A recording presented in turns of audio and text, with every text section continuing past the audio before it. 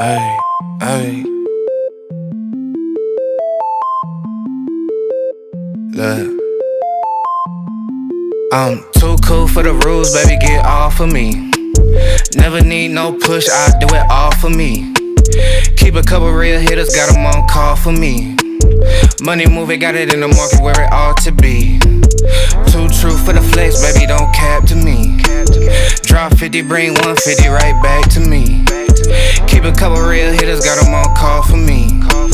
Money moving, got it in the market where it ought to be. Look, Papa don't preach, teachers don't teach.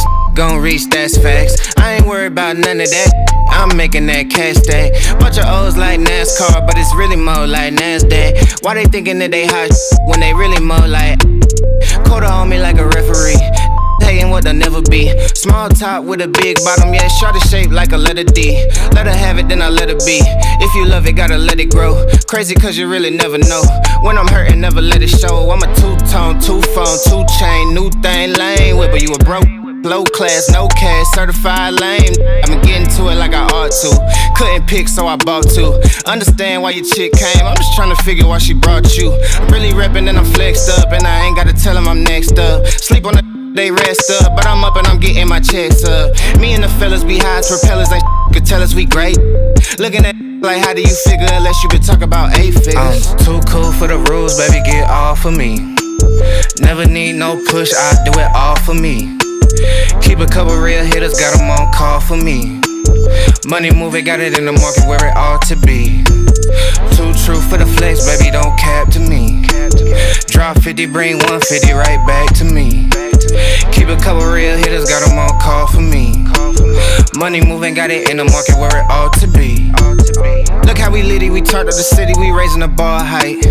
I been finessing, just look at them stressing, yeah, they been up all night.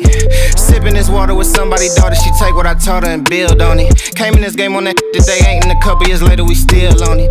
Be hating on it, be waiting on it like a new season. I bet an acre on it, I put some paper on it like I'm loose leafing. Buying them assets, build me a cash net I could fall in. Look at my last bet, ain't got a tiptoe, I'm all in. Think on a level that can't fail, and I roll me a J with the hate mail. Been doing good on the merch sale, all this bread on me look like a bake sale. Tell her your was really good, I'll be really good on a jaw jack. Send an email about the bread, I'ma hit you back with the call back. I'm too cool for the rules, baby, get off of me.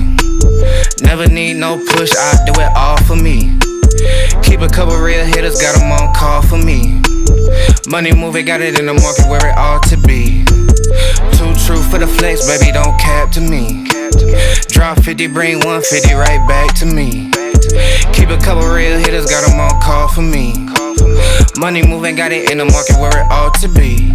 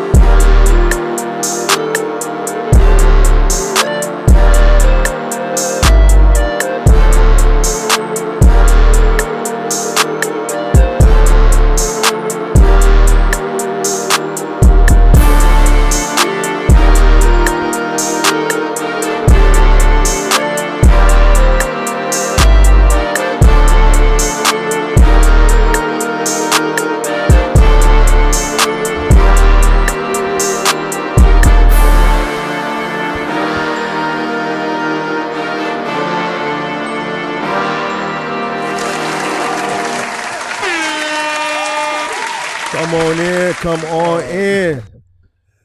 Oh, What is this? Episode 10 of Testimonials. And we got none other than Kirkie Fresh in the building. man. What's going on, Kirk? How you feeling? I'm good, man. Man. Working as usual, man. Everything is good. I know, man. I know you've been running.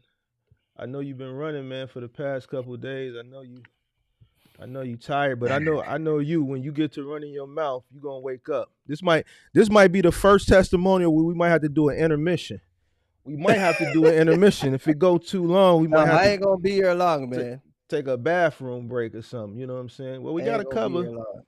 we gotta cover 12 years, so we gotta Yeah. cover 12 years. We're not gonna go back into your voyage to America. We ain't gonna go through all that. We don't want to know Right. about when you was selling candy and you know what I'm saying, your time in New York, and we're gonna skip all that. We want to get straight to 2011. So let's do the roll call real quick.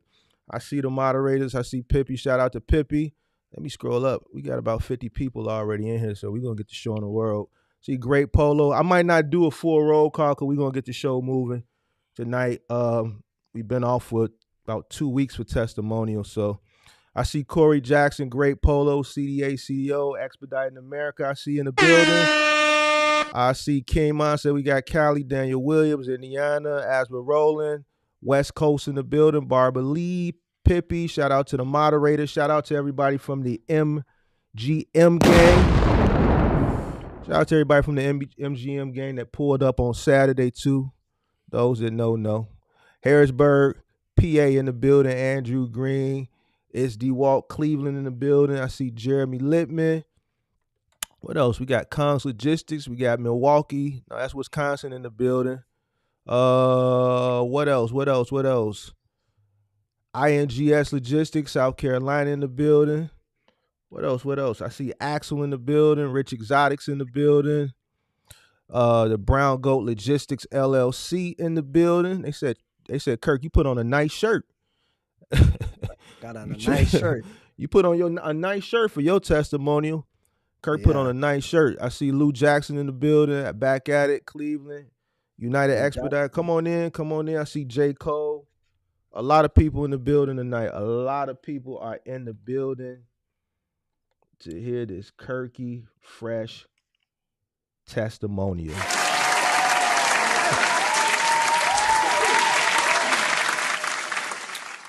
Let's get into it, man. Where you wanna start? You wanna start straight at first I wanna know.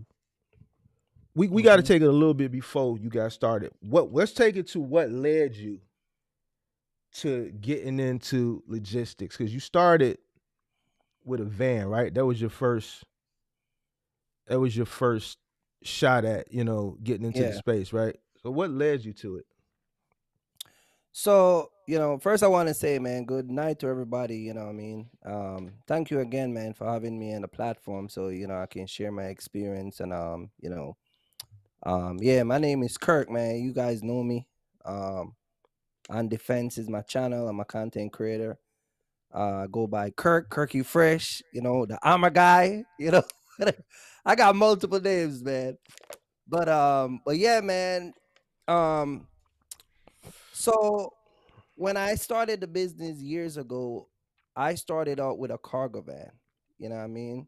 Mm-hmm. And a buddy of mine who used to do furniture delivery. Now this, I have no idea what was trucking. I didn't know anything. I see trucks all the time, you know what I mean? I don't know anything about trucking. So buddy of mine and I used to work on Saturday. I used to break furniture down and take in the house in New York and all of that stuff. And he had a 26-foot box truck, and I would just ride beside him, do delivery. I never thought I would be in trucking because I don't know nothing about these stuff, you know what I mean? And so we get talking one day, and he said, I was asking him, I'm like, man, how do you get signed up with the company to deliver furniture? And I swear to God, he looked at me and he said, don't start with a box truck. I said, why? He said, you're not going to be able to afford it. He said, go get you a cargo van. And back in those days when we're talking about where you could easily run and get a cargo van. You know what I mean? Mm-hmm. He said, start with a cargo van, see if you like it, and then, you know, Mm-hmm. come into trucking. So he advised me to get a cargo van.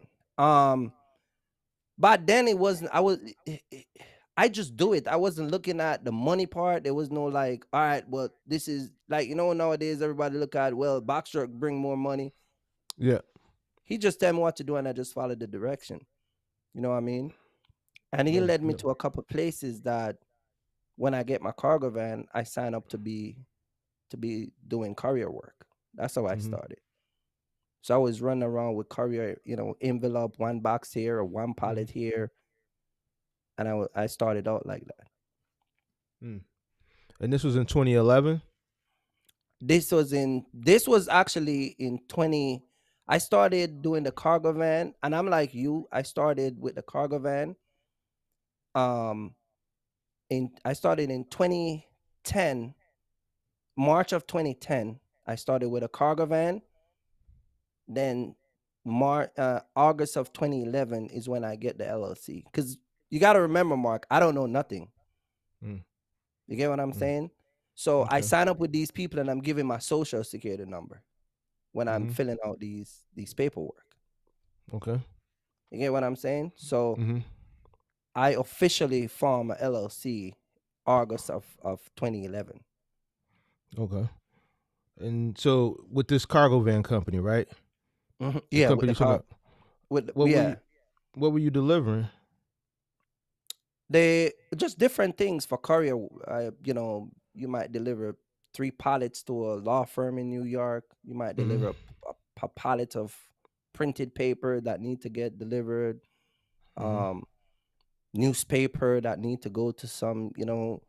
I remember one time I take some evidence photo to a facility up in Valhalla, New York. It's just different things. Mm-hmm. You know what I mean? Okay. What type of van was it? Your first van? My first van was a Chevy Express. I had Mm. a 2006 Chevy Express 2500. Extended or No, just regular? the regular. This one was the wing door. It wasn't the slide door. Oh, you had to. Oh, okay. Yeah. All right. So how did that go? What how did that account go, and how did that take you to your next? So that went well. We did that. I started with that and I did that for over a year. Way into 20 2012 Mm-hmm. because there was this whisper around where contract was a thing. You know what I mean? So every time I would talk to somebody, they're like, "Get a contract for the van," or "There's contract you can get." You know what I mean? So, Mm-hmm. mind you, I'm doing courier work, so I'm exposing to a lot of different people, different Mm. companies. You know what I mean? And I'm asking questions as I'm going. So Okay. in 2011, in 2012 was when I really started to hear this contract stuff. Because again, I'm new. I don't know nothing about none of that stuff. You get what I'm saying? Mm-hmm. And so as people start to talk to me and I'm start to deliver, I start to realize that there is such a thing where you can get a contract with a cargo van. You know what I mean? And I started to look more into it, but I never really get my first contract was actually in 2013. Mm-hmm. Okay. And who was that with? That was with a guy named Donnie over here in East Windsor, New Jersey. I was delivering uh mechanical product for his company. And that was my officially first route that I had So it that I was his. started with. It was his company, or you was subbing it through him? He was his company and I was a subcontractor. You okay? So you were a subcontractor for his trucking, who his logistics for Right, for his trucking stuff. company. Yeah. Uh, Yeah. okay. How did that go? This was That was 2013, right? this was 2013. Now this was when uh so back in the first 2 years of starting the business was me and my wife. Mm-hmm. She was my girlfriend then. So when I first landed that first contract was when we officially get married that year also. Mhm. So that first contract, we were working together, but we really took off, like really started to working together Mhm. um that year. You know, we get married and then we just started to work. And that was our first contract, was paying us we were getting, I think we were getting $800 a A day? week. A week? A week, yeah, because it was a cargo van. Okay. No, mind you, back then $800 was a lot. It Yeah, was a yeah, it lot of was a money lot. for us. You know what I mean? Yeah. So it's not Yeah. like no. Okay. So you ran that contract delivering them the auto parts, you said? No, it was mechanical parts. So what happened Okay. is they have these like all those factories that y'all see run on a day-to-day basis, like even Mhm. Con Edison, they get these pipes and they repair parts, all these stuff that they get. So Mhm. he has a contract where we were delivering just throughout New Jersey, everywhere, Mhm. Paterson, Monroe, wherever you can think of, we were getting delivered to go to those places. Okay. All right. So that ran from what, 2013 to I know To we kind of 2015. expediting it because people Uh-huh. probably want to get to the 2013 to what? To 2015, that's when I landed 2015. my second big contract. Okay. And what? 2015 was when I started to mind you, I still had the 2006 Chevy Express, right? Mhm. So what was you driving with the mechanical delivery? The The 06? same, yeah, the Okay. same cargo So van. from 2011 you were using that same cargo van and you had From jumped from one 2010, account. from 2010 I started with that cargo van. Okay. So from Then 2010 to 2015. 2015, uh-huh. Okay. And then what happened in 2015? So 2015, then I run into, this is where I run into uh um Select Express, where we used to work. Mhm. That was the next contract that I had in 2015. How did This is you when how did you how did you find out about Select? again, delivery. Mhm. I went over there to deliver something and I walk in and I saw these guys sitting around desks and they were on computer. And the guy who signed for the paper, his name was Steven. He passed away from COVID. Mm. Steven. Mhm. And back then, Select Express used to use cargo van also because they used to do the container store. And so I get talking, and Ethan was sitting next to Steven and Mike. And so Mhm. I was asking So them, like, so you were in because the office in Secaucus? You went to the I was office in Secaucus? in Secaucus, yeah. I went Okay. in the office. Back then they didn't have the, now if you go to Select Express, they got this front office, but the Mhm. office was at the side where you walk Mhm. in and you see all the dispatchers, Mhm. and then they had this big glass where you see all the furnitures and all the freight stock. So I'm curious. I'm like, what do you guys Mhm. do? Mhm. You get what I'm saying? And that's how they gave me a contract right there. They gave me the paperwork. I went right outside, fill it out in my van, and bring it right back. You met Mike. Who did you meet that first day when you went I there? met Mike, I met Ethan, I met Charles, I met Steve. Mhm. Um, and then when they hired me, they introduced me to Rob. I think I met Rob like 3 days after. Mhm. And Okay. then about a month after I went to Manhattan, after I started working with them, I went to Manhattan and meet the owner, the CEO. Okay. All right. So you filled out the application. They onboarded you right then and there. They sent you through what Select was using, what, SCI back then, I believe, to do Yeah, their I had to do onboarding. I had to do, I fill it out and give it to them, and then they call me. Mhm. Um I forgot, but I think I went to do a drug test. They sent me somewhere to do a drug test because they had to get drug tested. Yeah. Back then that was a big thing also. Yeah.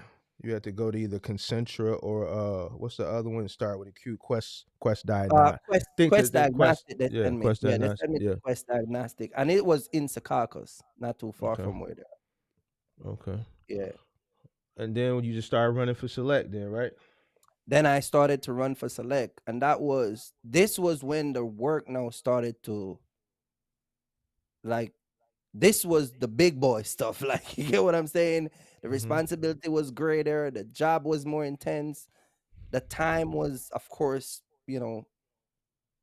changing, because it's I mean, with the courier business, I could have started like 8 o'clock, and let's say I told the dispatcher, like, hey Mark, I'm gonna be after 2 o'clock, don't give me no more work, I'm gonna go off. With Select, it's not like that. That's when I start. I feel like that's when I get thrown into the ring with the big dogs. You get what I'm saying? And so that was when I really had to open up my eyes and be like, yeah, if I'm gonna do this thing, I got to take it more serious. So what did they have? I know how Select works, but just for the audience, you know what I'm saying, what they had you doing a mixture of stuff, Bye Bye Baby, Container Yeah, Store, I West was doing Elm, Bye Bye Baby, the Container Store. I was doing Crate and um Barrel. Crate and Barrel. I was doing. I used to go to Pier One. Pier One is not around no more. Right. You name all the store, Home Goods. I was going to Home Goods. All the stores that you can think of that delivers. I was picking up small pieces, rug, maybe a nightstand.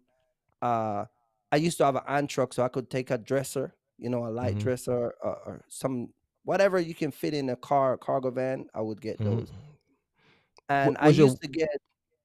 Yeah, go ahead. go ahead. I'm sorry. Yeah, and I used to get, when I would get every load that I would get, um, it would they never give you a load that is required 2 man. So every load that I would get, it would be you can manage it by yourself. Was your wife on the truck with you when you were doing Select? Yeah, because when we started out back in the with the mechanical stuff, she was with me all the way up to Select. Okay. Now with Select, you said Bye Bye Baby, so you didn't have to do any crib assemblies. Me and her was doing Bye Bye Baby. Yeah, we did crib assembly. We would pick Some of up the Bye Bye Baby, and then both of us would take it in and then deliver it and then assemble it. so she would carry it in with you, Yeah, because because some of remember, those the crib cribs, comes in right? they Like come in three, one big three. box, or you got 3 different Yeah. boxes, Right. so it's not heavy. Right. Okay. So how long were you with Select? I was with Select. I think we stayed there for 2 years. I think it's 2.5 years we was there. Mm-hmm. So Because what? in Like 20 yeah, we 2015 to stayed. like what? 2017, 17 is when we changed. 2018. 2017, late 2017, early 2018. Okay. All right. So that fast forwards us to 2017, and you speeding it along. You don't want to tell us no juicy details in between, or it just I wasn't mean, nothing. we so with the whole transition, and mind you, while I'm doing all of this, I still got no, I did change the vans. You know what I In mean? what Because year? my after I get rid of the 2006, we get a 2013 same type of van. It was the same standard. The only difference was that because of the Select Express, I get a slide door, because the Mm-hmm. was much wider. You get what I'm saying? It's easy to put stuff in and out. Mm-hmm. What? So did you have any challenges somewhere in there? I know you. Well, how is your oldest kid? 7. My daughter, yeah. My daughter never, yeah, my daughter, she born in 2016. All right. So was there But any when she born, challenges? when she born, I was still at, um, Select. when my wife was pregnant, I was still at, I think we were leaving Select. I think we were on our way out to Select after my daughter was born. So that was 2016 then. 2016. My wife get pregnant. My daughter was born in 2016. Then the year after we left Select Express. So 2017. So Yeah. in between that time of 2010 to 2017, whatever year that was when you left Select Express, is there any interesting things that happened? Like any Yeah. pitfalls? So Any? yeah. So if when we started out, one of the things that we used to have a big issue is we used to live in New Jersey, and living in Jersey is very expensive. And so even though I was running a cargo van, um, and it was making good money at the time, the Mhm, or expense was so high to live, like you said, that we would just find ourselves sometime making the money mhm, but not making the money. Does that make sense? mhm, It was like we were just we're not living paycheck to paycheck, and we wasn't a 1 week from paycheck, but we mhm. didn't understand to manage how to manage money. This was all the way up from the first route all the way up to before my daughter born, So which what, was like in 2011 to like 2015. 2016? 2015 is when we start to pay attention to what we're doing. Now, when you say you didn't know how to manage money, what was y'all doing with the money?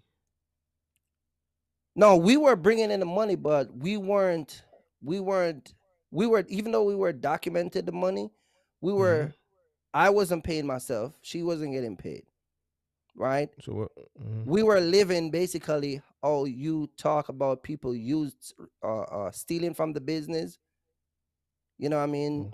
Robbing from the sustainability. Robbing from the business, all of that stuff. So we do all of that. So we were filing our taxes and owing $3,000-$4,000. You get what I'm saying? Because we would just file the wrong stuff, or we would file tax and then the IRS would send a letter and said that after reviewing your tax, you owe 7 grand. So then we had to pay $7,000. Then we have to pay. You get what I'm saying? It was just a Mhm. mess back then Mhm. because, and this was just one cargo van. Mhm. You see what I'm saying? So we really had to put it down. Me and my wife sit down after 2 years of married, that we really got to sit down and really get this thing down pat. So And now so we have a kid in the play. We really got to know what we're doing. so y'all just wasn't, you were taking the money that was coming in when Select was sending those, because back then they were sending checks. They weren't even Yes. doing ACH back then when I was out, because I was running with Select back then, and we would get a check. Yeah, so if I get a Um, $2,500 check, I would deposit the check and then I would pay mhm, my rent, right? Then we would pay a car note, light bill. mhm, If we do laundry, then we'll pay laundry out of that, you know, um, just living off of the business basically. okay. And then somewhere in when your daughter was Yeah, my conceived, daughter in was a between. game changer. Right. She Okay. changes everything because we started to realize that if we don't change the way we do business, it's not gonna last. You get what I'm Okay. saying? No, my wife is a person where she pay attention to detail. Mhm. Like we got stock file of stuff in the garage that we still got to this day from all the companies that we started out with day one. You see what I'm saying? Okay. Mhm. She got files on the computer. She really documented a lot of stuff. Mhm. But as far as we were saving money, but we were taking the money from the business also. Okay. All right. So she got pregnant. She started focusing more on the book, so y'all can, manage your money a little bit better. Hmm. Daughter came 2017. You said you were transitioning out of Select. What made you want to leave Select? So what happened at Select is I did a job for a lady in Connecticut. I was actually fired from Select. I did a What? job in Connecticut. Yeah, I did a job in Connecticut. And it was a home goods job. And I gave the lady my number. Mm-hmm. And I told her that whatever she needs, just call me, if I'm in the area, can come and, pick up something. Cause she buy a lot of stuff, right? She couldn't find my number, and then she called Select and was telling them that she got an order picked up by a guy, blah blah blah, and she wanted to get in touch with me, and you know, I don't know if it's Ethan or Mike, but somebody answered the phone, and she was describing, and they were like, yeah, I need his number because he told me that anytime, I want anything to done, I'll come back and he'll do it for me, and he's a good guy. And so the next day I went in, they're like, you're trying to get our customer. It's in the contract that you're not supposed to solicit our customer. We don't tolerate that. Actually, they dragged me on for like a week, keep telling me that they gonna make a decision. I should come back, I should call him. And I kept calling, and just going over there. While all of this is happening, my money is swindling down now. Remember, I just told you about the whole money issue. So now the money is swindling down. I'm not working. I'm not bringing in the money. So week 1 go by, week 2 go by. And the third week I went over there, and they still never give me an answer. You know what I mean? And so Mary, she pulled me to the side and she said, Kirk, I'm gonna be honest with you, they're not gonna re-put it back in your position. They're not gonna hire you back. They're just not. I don't know why they're not telling you. So she gave me a number to her friend, which was the manager for a different company that was in Newark, New Jersey, called Eastern Connection. They're not around no more. And I spoke to, this was Niv. I spoke to Niv, and he said, come on over. And I get an application that day. And the same day I get the application, I was hired the following week. I was hired to be their cleanup driver. I was a leftover guy. You get what I'm saying? So whatever people couldn't take, I would take that role. You know what I mean? Now this time I had a 2016 Chevy Express, right? Van? So the van. I still had a cargo van. And I would start with Niv, and I would just go in and clean whatever people couldn't take. Sometimes I'll get a pallet. You said you had another van? No, the same van I was running with Select is the same van I took over there. So you still got the first van that you started with? No, I sold the first van. Okay. The first van I sold, and then I upgraded just the year of the van. Okay. To a 2013, you said? From a 2006 to a 2016. Okay. All right. So, but you I got was a note their on that. cleanup driver. No, I didn't have a note. None of the van that I started with, I have a note. Okay. So you were the cleanup guy. Yeah, so I was the cleanup guy over there. I would go there in the morning. I would wait until everybody leaves, and then whatever people doesn't take or whatever people can't fit, I would be the guy that pick it up, and I would go everywhere. I mean, I would go just zigzag across Jersey. You get what I'm saying? And so I did that for a couple months, and then he offered me a route. And my first official contract with them was a Yonkers route, Yonkers, New York. Okay. And what was that? That was I was delivering a whole different, because they deliver a whole, it's like Amazon. And I would just deliver a whole bunch of different stuff. It would be Websterond, Amway, I would deliver a lot, especially Amway, a lot of Amway, a lot of veterinarian stuff.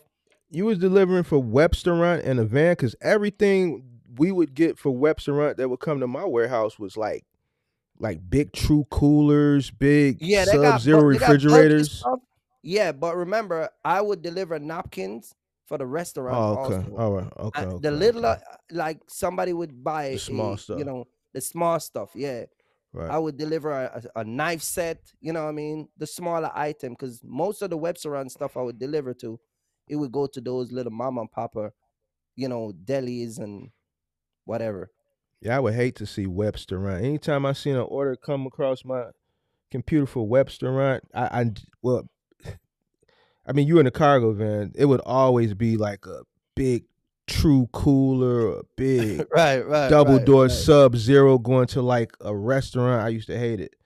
But okay, so they had you doing napkins. So you were just doing basically what we used to call back in the day messenger work, just messenger delivery work. Right, Yeah, right, right. yeah. Mm-hmm. Yep. And so I Okay. get my official route, and then this is where after being there for 6 months. Now this was in 2017 now, right? Okay.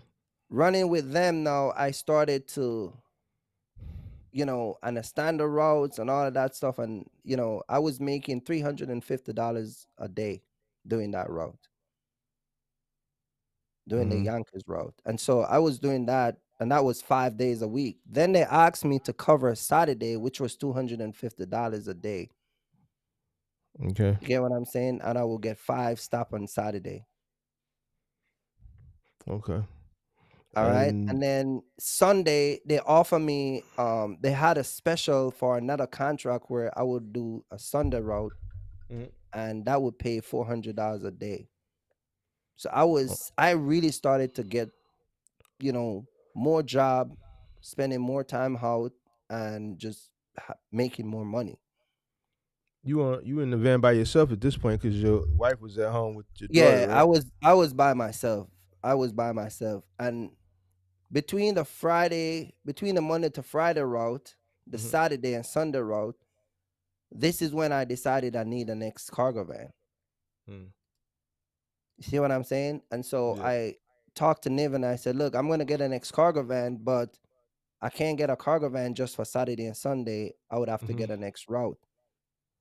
So he Mm-hmm. said, well, if you get an ex cargo van, I can give you an ex route. And that's when I have the 2016. Then I bought my first Ford Transit.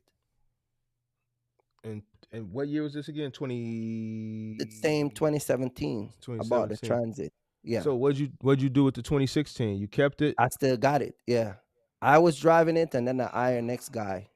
I hired a driver and put him in the 2016, and then I was driving the Transit. So the Transit was brand new then, right? Transit was a 2017. Yeah, it was brand new. This is when How they much first came out. how much you pay for it? I forgot how much money we paid for that truck, but What was it? when A it, 15? A 150, 250, 350? I think it was a 150. It Mm-hmm. was a 150 with a slide door, the first eye roof. The regular one that. Probably back then you probably paid about brand new for a 150, probably about I, 18,000, 20,000. no, it was more than that. It Really? was Yeah, it was brand For a new. It was 150? Yeah, it was more than that. It was way more than that. It was in the You sure it 30s. was a 150? Because I looked at a I brand new think it back was probably then, a a 350 250, for 30, or 30 some thousand. no, it was in the 30s. I would have to look it up, but it was more than 18. Okay. Yeah. All right. So you bought that. You was paying a note on it, right? Yeah, that was my first truck with note. Okay. What did that look Yeah. like? I think we were paying a little over $700 Okay. a month on that truck. All right. So you And were that the running seven one. hundred dollars, the seven Mhm. hundred dollars. So the contract that they have a thing where we started where we would pay them the note and the insurance together. Mhm. So the $700 was the note and the insurance. And Okay. then the the way they have it set up where you have to use their insurance, and then after I use it, I think it was for a year, and Mm. then I get my own insurance. So the first year was very expensive. They used to take it out of our check direct deposit. They used to withdraw it before we get paid. You went to a funny spot then, huh? One of them rinky Yeah, dinky spots. there is this company that has this type of deal with our company. What, they'll approve you regardless of your credit. But then You there's bought the it. You bought it through the actual 3PL, some company that they work with. But right, exactly. but it was like a mom and pop, like one of them mom and pop buy here, pay here type spots. It was Or was I it don't a know how they like had a it set up, but it was like a leasing company. mhm. You see what I'm saying? Okay. So, and I So think they you do it like that. I think they do it like that because now that I look back years after I started to understand a lot of these stuff. mhm. I think when they get you in a van, which is the company that you're working for, Yeah. when you sign up with, it's just like Penske. If you buy a truck for Penske, they all get kickback. You know what I mean? So if I send you 5 drivers, you get him a deal, you're charging him $700. If you're getting $200 kickback every payment, that's a pretty decent deal they got going on. Because they control how much money they see how much money I'm making. Right. If they're giving me a route, let's say they're giving me the route for $450 a day, they're gonna be like, well, he can afford the payment at $450. Give him $700, we'll take $550, you take $200. Mm-hmm. You know what I mean? So it was something like that. You know what I mean? It's just it's just business. You know what I mean? And that was what, 2017, right? So you still running for 2017. Eastern Connection. Now you got 2 vans running in there, and then Yeah. what? Then in 2018, I get a next transit from the same company. Okay. I get this was a 350 iRoof extended with the Eco Boots. Okay. So now I got 2 drivers Mm-hmm. and I got 3 vans so I'm driving and 2 drivers. And I got 3 different routes. What was the 350? What did that hit for? That one was on the $1,000. I think it was paying like $980. How much was the van? That van was 40-something thousand. We paid for that. That was also another brand new one? Yeah, that was also brand new. It was brand new from the same dealer. You had the dual wheelbase or the single wheelbase in the back The for that 350? The dual wheel. With the high roof with the clearance lights in the front? Yep. Mm-hmm. Yep, you got to watch the bridges that you go under because you can really damage the top of it. And that was 2018, you said, right? So you're still running for Eastern Connection, right? So yeah, so by 2018, of January of 2018, I'm full blown with Eastern, running 3 trucks. Mm-hmm. Right? I got 3 routes, 2 drivers, and we you know, I'm running. The first route was paying $350. The second route was paying a little over $400. I think it was paying $420. Mm-hmm. And I think I was getting another $380 for the last truck. Mm-hmm. But that was per day. So what were you grossing per day? You said 350. 350 per van. 350 per 350 van from the Yonkers route. A little over 400 from the second one. Because the route is priced based on where you go. So if you stay in Jersey, the 350 route was Yonkers, but they calculate how much toll you pay. So if you stay in an area where the toll is like you pay a lot of toll, or you know what I mean, they put that in consideration. But if you get a route where you don't pay no toll at all, and then they pay you by how far you go, you know what I mean? Right. So you said 350 times 3. What's that? 1,050. That was you grossing about 1,050 a day. What was you taking home from that after paying your guys and all your expenses? Or what? I know that was a long time ago, so I can't hold you like I hold. Yeah, I would have to look back at the books, but I know I can give an example. I was paying because back then the guy with the route, the 2016, I was giving him $650 a week. Yeah. Right. Then he would come in on Saturday. I would pay him $150. And then if he does, because that's a separate route. Keep in mind, all of these vans got a Saturday and Sunday route. Right. So the price I told you was just for the week, the Monday to Friday, but then we would have Saturday and Sunday. So I would pay them $150 for each day. Okay. So my drivers was making a little, I think one guy was making a little over $1,000, anywhere between a little under 1,000, but back then for a cargo van, that was a lot of money. That's a lot of money because you said $350 a day. They were running 5 or 6 days a week. 7 days a week. They were running 7 days a week? Yeah, Yonkers was Monday to Friday. Then I had a next load that I was doing on Saturday, was a veterinarian route, and then Sunday I would do a next run. So your drivers was running 7 days a week. Yes. They was Jamaican. No, actually, the 2016 guy was Jamaican, and then I got a Spanish guy, then I had an American guy, and the American guy was the one that I always talk about, Johnny. Why? Oh yeah, Johnny. Because So- Johnny would come in and he would work Monday and Tuesday, and then Wednesday and Thursday he would get locked up. Oh wow.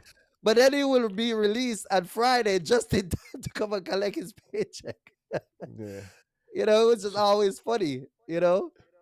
So $650 a week for working 7 days? No, you No, Mark. $650 for the route. Remember, you got a route, then they get an additional $150 for each day. On the weekend. And the weekend. So they were making an extra $300. So $950 a week. Yeah. $950 a week. And then they were coming in. So the Saturday route, they would come in at 6 o'clock, but then they'll finish by 11. The Sunday route, they'll do the same thing because it was medical stuff. You get what I'm saying? Right. And then the route, they would come in at 6 in the morning, and then they'll finish like 1:30, sometime 11 o'clock. It just depends on the volume of the work.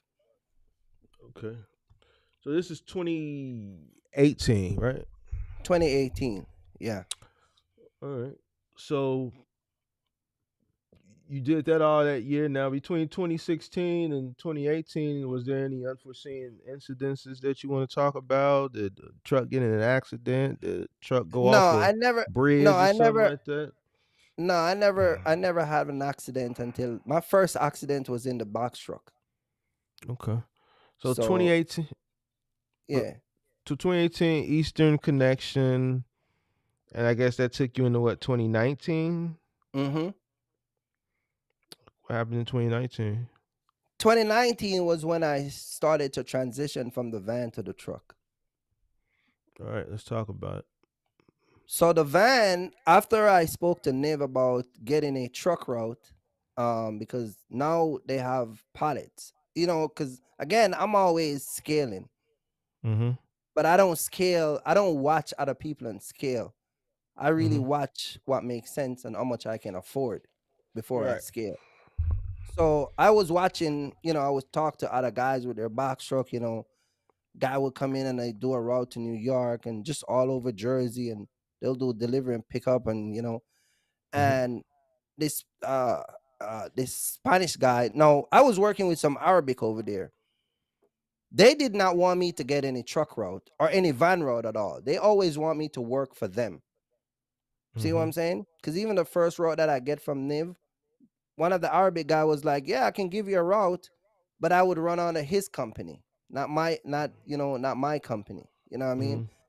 So I had to face those challenges. And when I first asked Niv for my first route, it was an issue. It was a big issue. And even with the truck, my first truck, I got most pushback from those Arabic guys because they felt like I was new. You know, I'm coming in, I got 3 vans, all that stuff. You get what I'm saying? So my first truck, I went to Niv and I talked to him and I said, look, I was talking to the Spanish guy and he's like, yeah, I make 650 just doing 3 stops with them in Jersey, just the delivery. And then they would pay him $40 for each pickup coming back. You get what I'm saying? So I'm like, man, that's good money. And he's like, yeah, but the truck is expensive. You gotta, you know, truck is this was when diesel was like $1 and change. You see what I'm saying? So I talked to Niv and he said, well, if you get a truck, I will get you a route, right? Okay. But now I sit down and I'm like, okay, so I got 3 vans. How am I gonna get rid of these vans and then take on a truck? So what I did was I went and I purchased the first truck from the same company. The same company that gave us the 2 Transit is the same company that gave me the first truck. You understand? Okay. So I get the So what'd you first buy? truck, What'd you buy? uh, the the 2018 Eno. Oh, you went straight to a. I thought you had a 16 footer in between there somewhere. No. No, no, no, no, Okay. So you no. went and bought a Hino. So you had the three I vans, and went. then the first truck was a Hino. At first truck was a 2018 Eno. Okay. Yeah. And so I get that truck now. At that time, I qualified to get my own insurance because I've been running the trucks. I never have any accident. So now I can put my own insurance. You get what Mm-hmm. I'm saying? Mm. So I put $3,000 down and I get I get the truck and then I get the first route, from Niv. And I started to run with Niv with the truck. And then I decided that I need to get out of the vans. Now I was still doing the vans with the guys, but with the box truck, it was so much easier because all you do is just take the pallet off. One of the challenge that I used to have with the cargo van is you would deliver stuff and people just it was just like crazy claim that they never get it. You get what Mm-hmm. I'm saying? And so what a lot of time, because the drivers are not taking pictures back then, it's like you lose that stop because now they don't credit you for that stop. So I was losing money. So those 350, they started to dig into that. The truck. Did you trade a van in for that truck, or you just I added onto the get fleet? I added on to the fleet. So did you hire another driver for that other cargo van that you came out of? I earned a Spanish guy and put in the cargo van.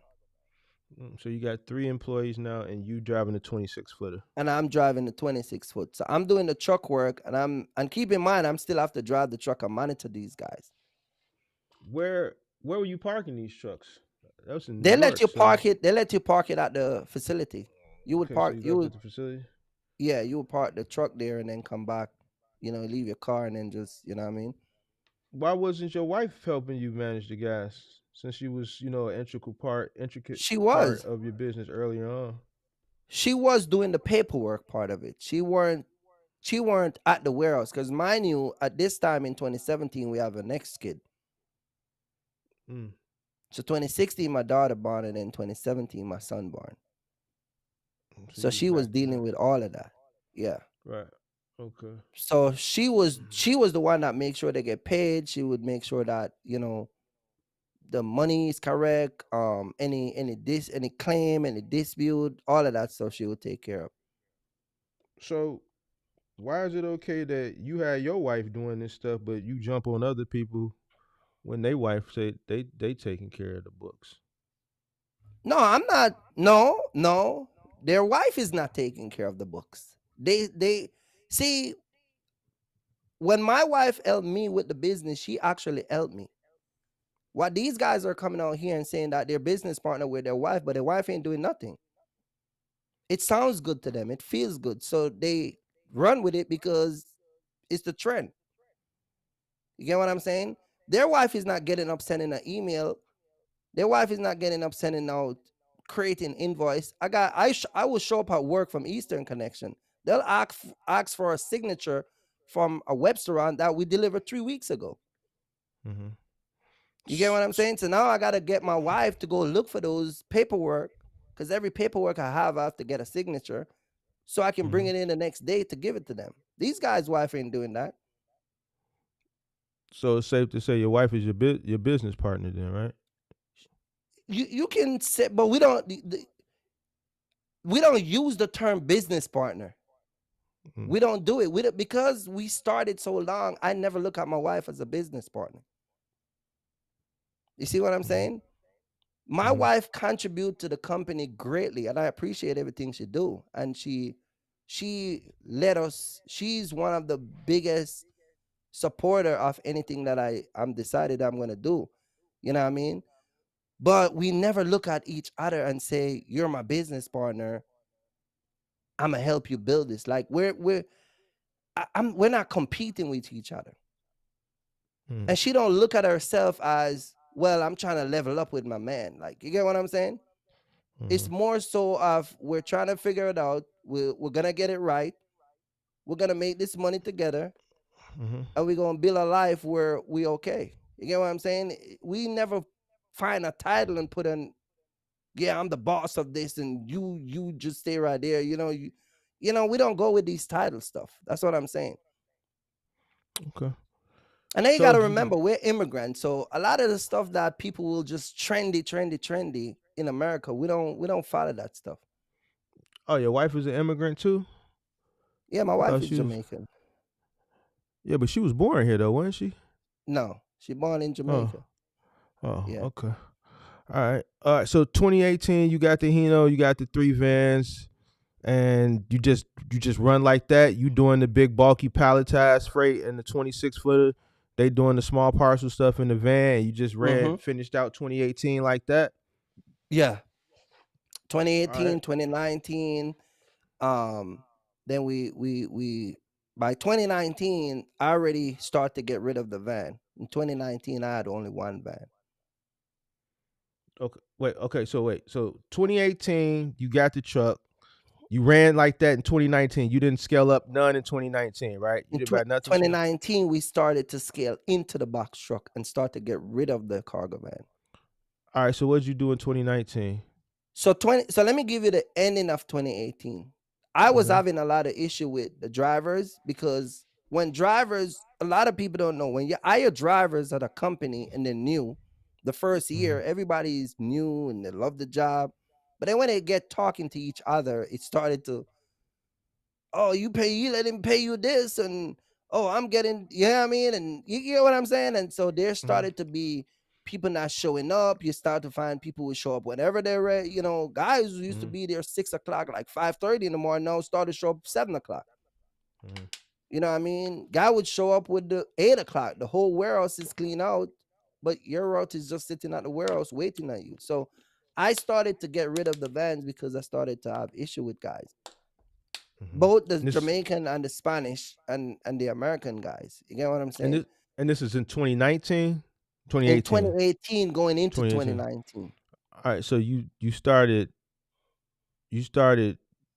transitioning the vans out and transitioning more trucks in.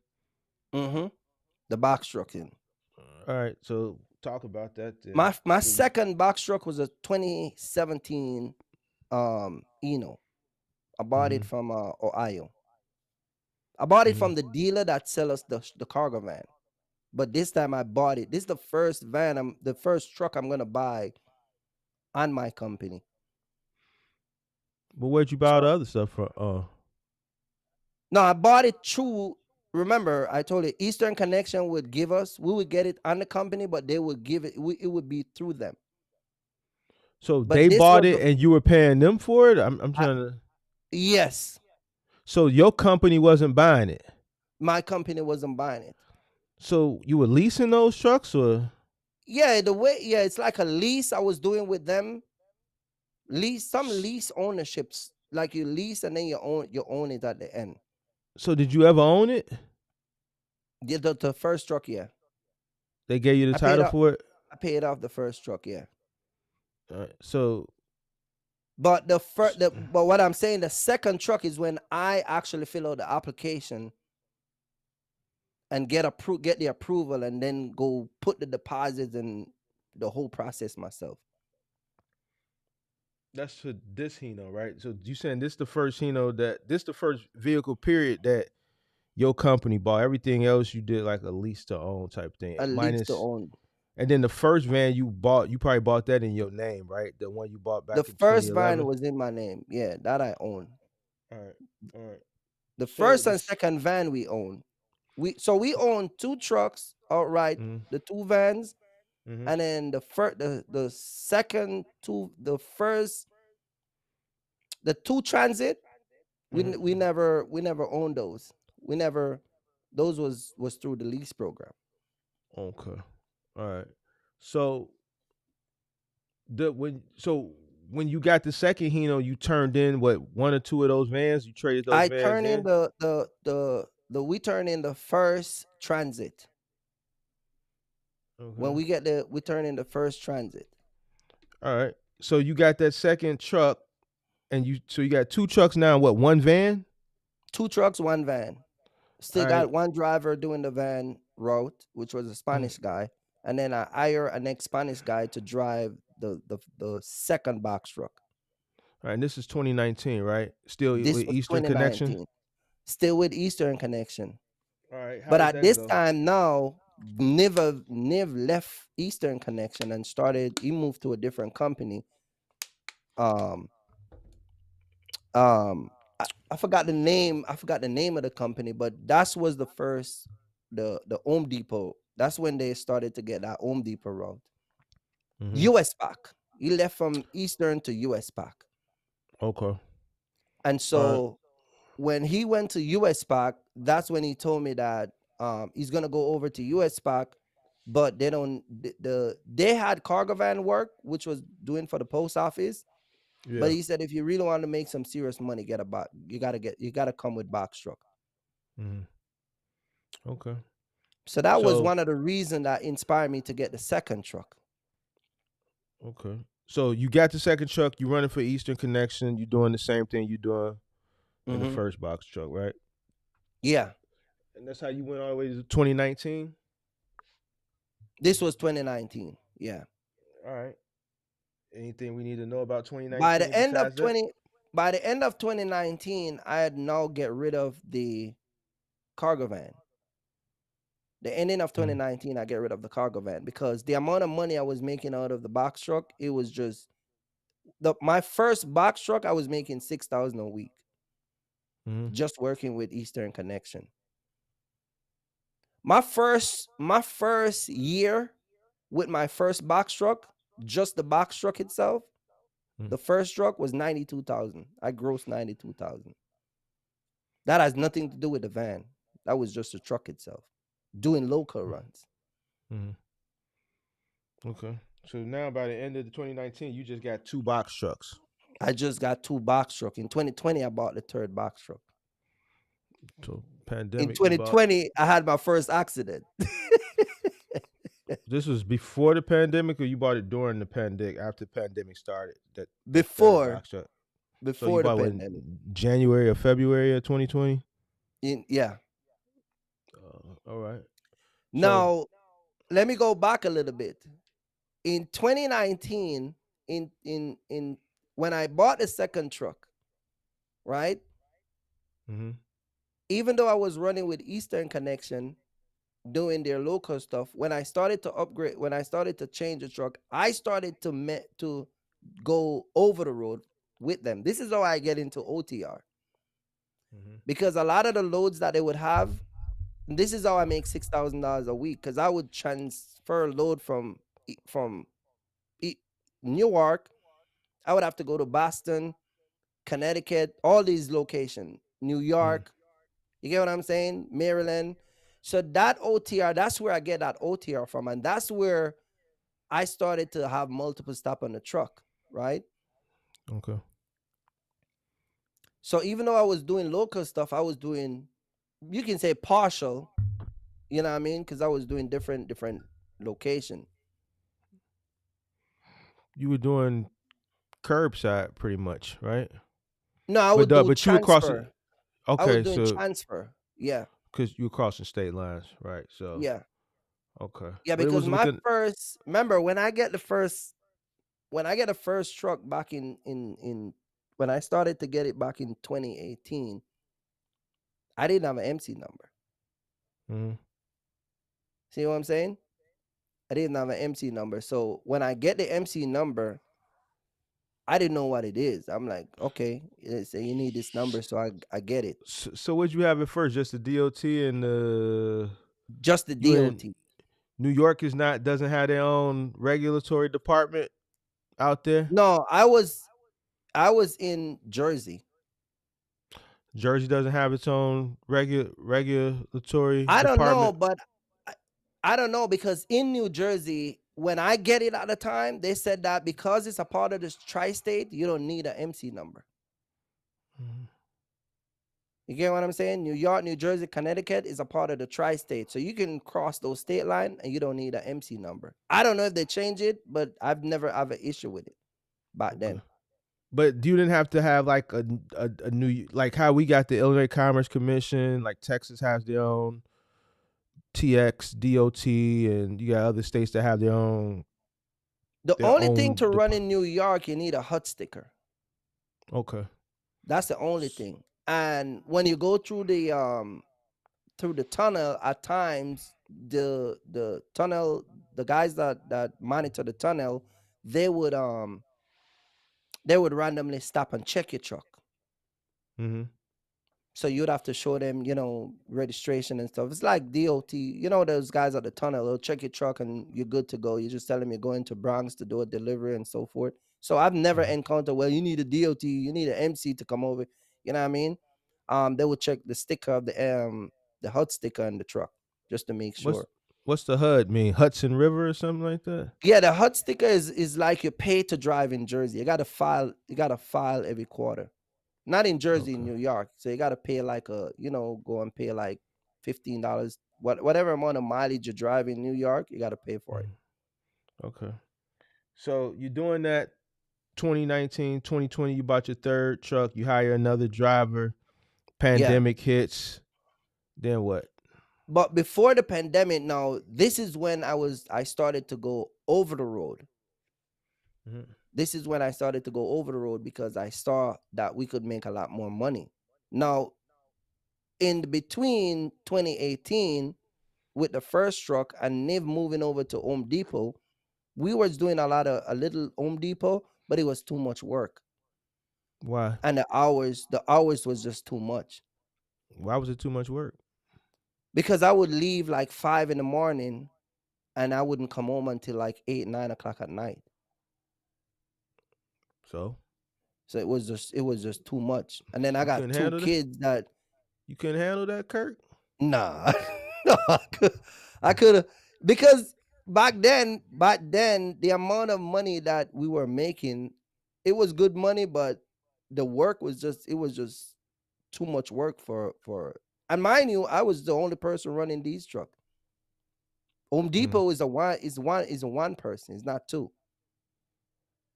Every delivery you go, you got to do. That's why I show it on my live. Wait. What were you doing for Home Depot? Were you doing curbside or was you doing curbside? Yeah, the curbside. Big and bold. No, you needed 2 guys? No, just me alone. No, it was one guy. But the hours was long. How many stops would you get? Sometimes 15 stop, 20 stop. Sometimes 25 stop. Your stops was just probably spread out, right? It is. And then sometime you Traffic would go in. too. You in New York. You would go to New York. Oh my goodness. You would leave 8 o'clock in the morning and your first stop you get there 11 o'clock. It's horrible. Yeah. Well, you double park the truck out a 26-foot out in New York like that. In Long Island, you don't have to double park because I used to do Long Island. Mm-hmm. Long Island, I used to go to a lot of neighborhood in Long Island. So you don't have those tight road like in Queens. You just pull up in the front of their driveway, or you know what I mean, drop your lift gate and then boom, you know what I mean. If they get a stove, if they get a dresser, if they get whatever they get, you just drop it and just leave it at the garage. Take pictures. So you said, man, skip this. This too much work, man. Yeah, I don't want to do this. Yeah, and so I started to go OTR, and this is when I started to go into the broker. So you left Eastern Connection? I left 2 truck running. I left 2 truck running Home Depot. I was the first to run out of the contract. So who was running Home Depot? You said you had a Spanish driver and a Jamaican? I got the Jose. I had a Jose was running with me. He was the guy. He was the longest guy that worked with me. Did Jose complain about Home Depot? Oh yeah, it's. He came to work. Jose started with just like me. He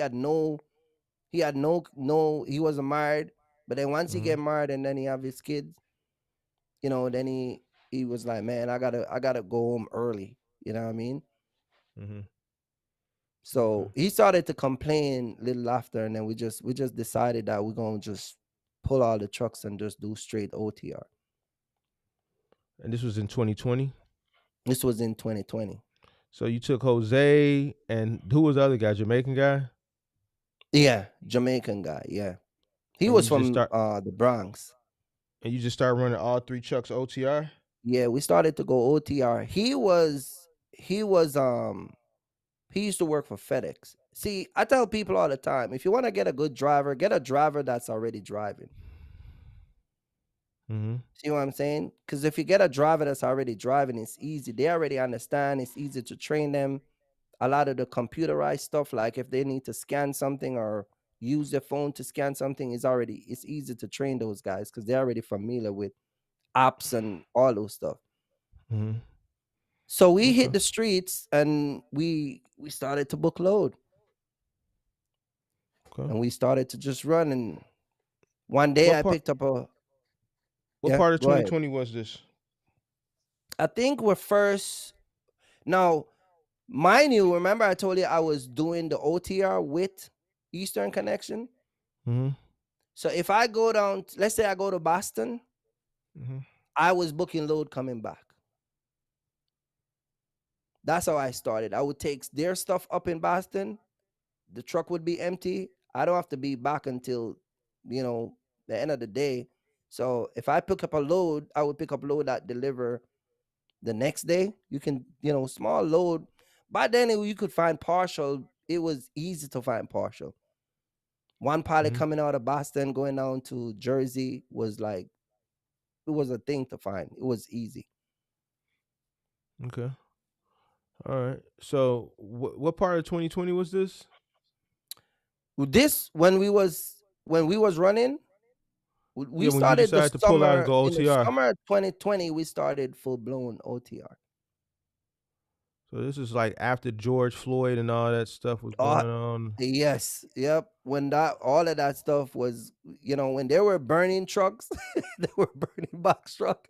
Uh-huh. Oh man, there was that riot with a box truck. Oh Mm-hmm. man, I remember when we um they weren't closing the gates with the George Floyd and the whole Donald Trump era. Mm-hmm. They started to lock they started to lock up everything. Hmm. Okay. So how did that little tenure go for you when you start running your 3 box trucks OTR for the remaining part of 2020?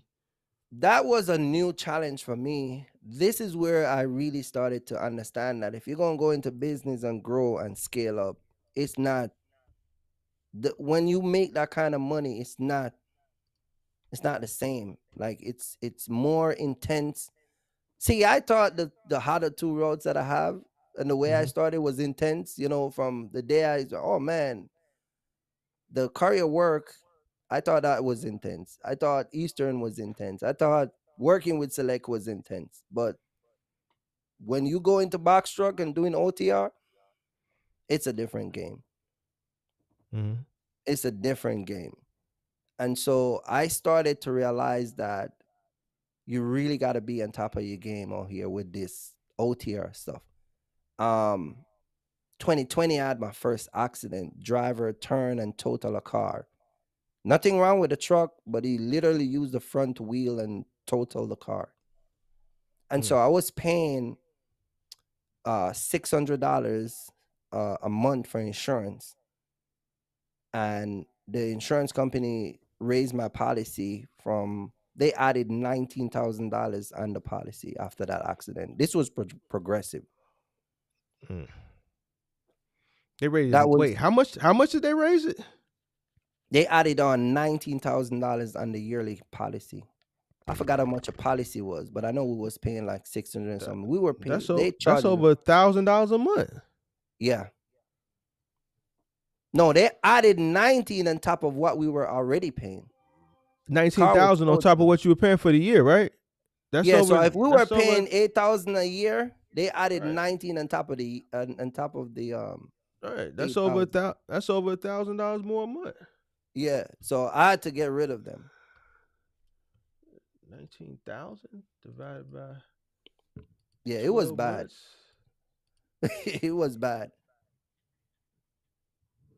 Wait, no, you said 19,000 or 1,900 19,000. No, 19,000. divided by 12 months. Because Yeah, the it's car was another the total. total loss. Another 1583 a month. Right. So we had to Yeah. get out of that. We get a company that charge us a little less than $1,000, but we couldn't. We we had to pay. You buy radius. So if I wanted to go from here to Georgia, I would buy the radius that cover me from here to Georgia. So I would buy from here to Georgia and then to Texas and then back. So all those states that covers, that's how I end up with the cheaper insurance. You had to do that each time? No, I just do it one time. And then the Oh. policy does renew every year. Who was that with? I ain't never heard of that. Selectis. It's not a big company. It's like a mom and papa company. Oh. Yeah, they're out of New Jersey. Yeah, because if not selected, progressive didn't drop you. They just raised your premium up. But Yeah, they yeah, just raised the premium. Yeah, but sheesh. Yeah. Yeah. Okay, so you run in 2020, and then what? 2021 comes, right? 2021, I was full blown OTR. I was doing partial, and this was when I really was booking load. Me and Jose, truck was running, money was coming in, everything was good. We were, we were just killing it, just going everywhere.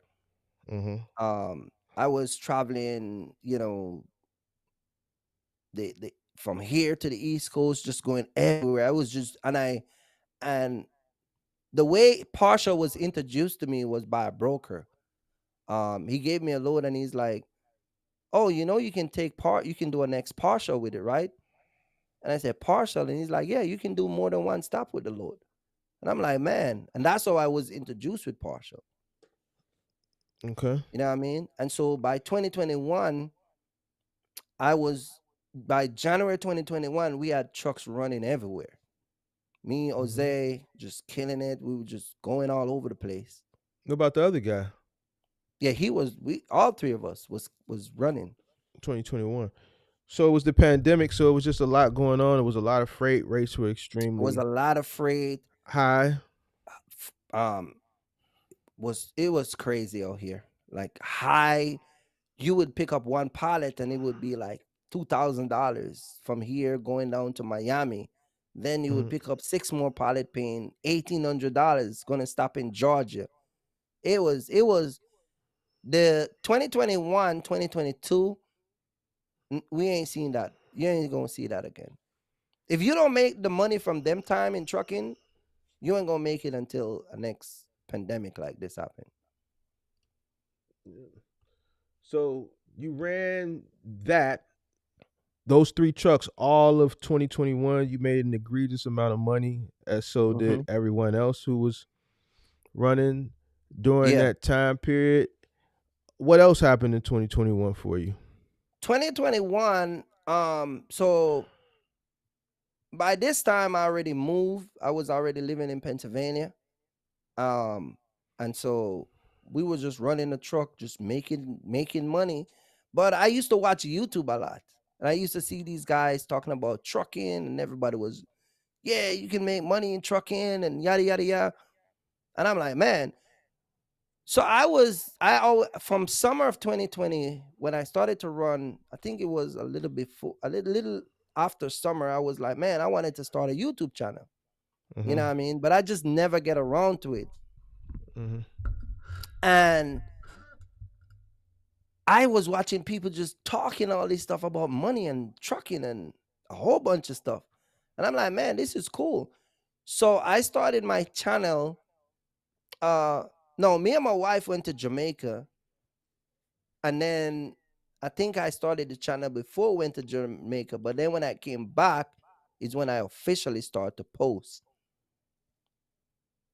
videos about running the truck. And I started to show people like, hey, if you got a box truck, get your own customers, stop work for people. You know what I mean? Because and in 2021 was when I get my first customer, which was those cabinet that I used to deliver on the truck. I get that guy in 2021 also. So I would have my own customer, and then I started to tell people, go get your own truck and go get your own customer, and don't let people, I was just promoting this full-blown independence of running your truck. You get what I'm Mhm. saying? Mhm. And so I came across trucking out the Fox and Big Vic, and I saw Chrissy, I saw JD4, I saw these two dread guys, like box truck bros. I saw Sheldon the box truck. I saw box truck shorty. There was a few female that I saw uh that was talking about dispatching and trucking, and but one thing stand out about what they were saying. Everybody was saying that they were making tons of money, and I'm like, man, you know what I mean? Mhm. But then when I watched them, I was like, well, this is not really how this goes. It wasn't Mhm. adding up. You get what I'm Mhm. saying? Like I Mhm. would hear, I remember this, I would specifically remember this video from Box Truck Sheldon where he have a meet and greet in a parking lot. And he was Meet and just greet with telling who? me with his a whole bunch of box truck people like that's trying to get in the box truck business. Yeah. And he would open the lift gate, open the door, and Mhm. he would be on the lift gate with a mic. And he was just like, yeah, you can make it this, and I did it. And he was just, it's like a preacher on the back of a lift gate, Wait, you saying this man? try to Wait, win hold people on. to Christ. Hold on. You saying this man was standing on a lift gate with a And microphone? yes, in a parking lot. They used to do a meet and greet. Okay. And it was crazy. I see all of this stuff. And I'm like, man, it's like, like a preacher at the back of a lift gate. And I was like, man, I gotta talk about this stuff. You know what I mean? I Mhm. gotta mention these stuff that all this stuff these people are saying is not true. You Hmm. know what I mean? Yeah. And so I started to focus my first set of videos when I started to talk to people, I was sitting down and telling people like, don't believe the stuff that these people are telling you. And I Mhm. used to call them sweet candy lollipop transportation. If people remember my channel, that was the first set of name I give content creator and Mhm. people that come in the box truck space expecting to be rich overnight. I would be like, don't be like these guys who, these sweet candy lollipop transportation guys who want to make $18,000 or 20 grand and go buy LCAT. You get what I'm saying? Right. And then I saw Big Vic.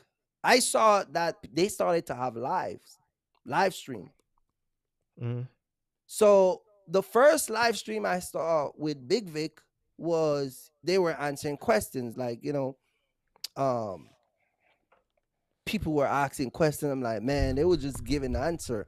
And I'm like, that's not how that work. You get what I'm saying? They were just telling stuff that didn't match up with what was going on. Mhm. So I caught one of Vic live one Sunday and I hit the link because he had dropped the link for another guy and that guy had issue coming up. So I hit the link and I'm like, man, just want to shout out to you guys. I see you guys doing a thing.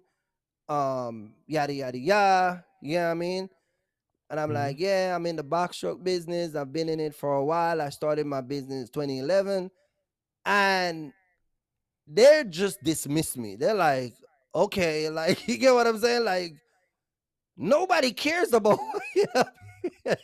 When you say You they get what I'm dismiss you, saying? what you mean? Like, They dismiss you. It's almost as if like we got our thing going on over here. We're not interested in anybody else who we don't care about your experience. We don't care. One thing I can say about Big Vic, Chrissy, and trucking out the Fox is, and I noticed this from the first time I saw them on the internet. There's this cockiness about all of those people that they believe that they're in a status. And yeah. despite the inexperience that they have, they believe just the fact that they have a lot of people watches them, that is enough to put them in that category. And this is why I always tell people like history is best qualified when it's documented. If you want to let someone be your mentee or mentor, or you want to be mentored by somebody, Just look at their record. So I did that live. I went on a live with like 10 minutes just to shout them out and stuff. And then I just started to see that there was just a lot of inconsistent with the stuff that they started. And so I started to combat that. I think one of the biggest mistake I make in 2021, in 2022 with my channel was sitting down trying to educate people because nobody weren't listening.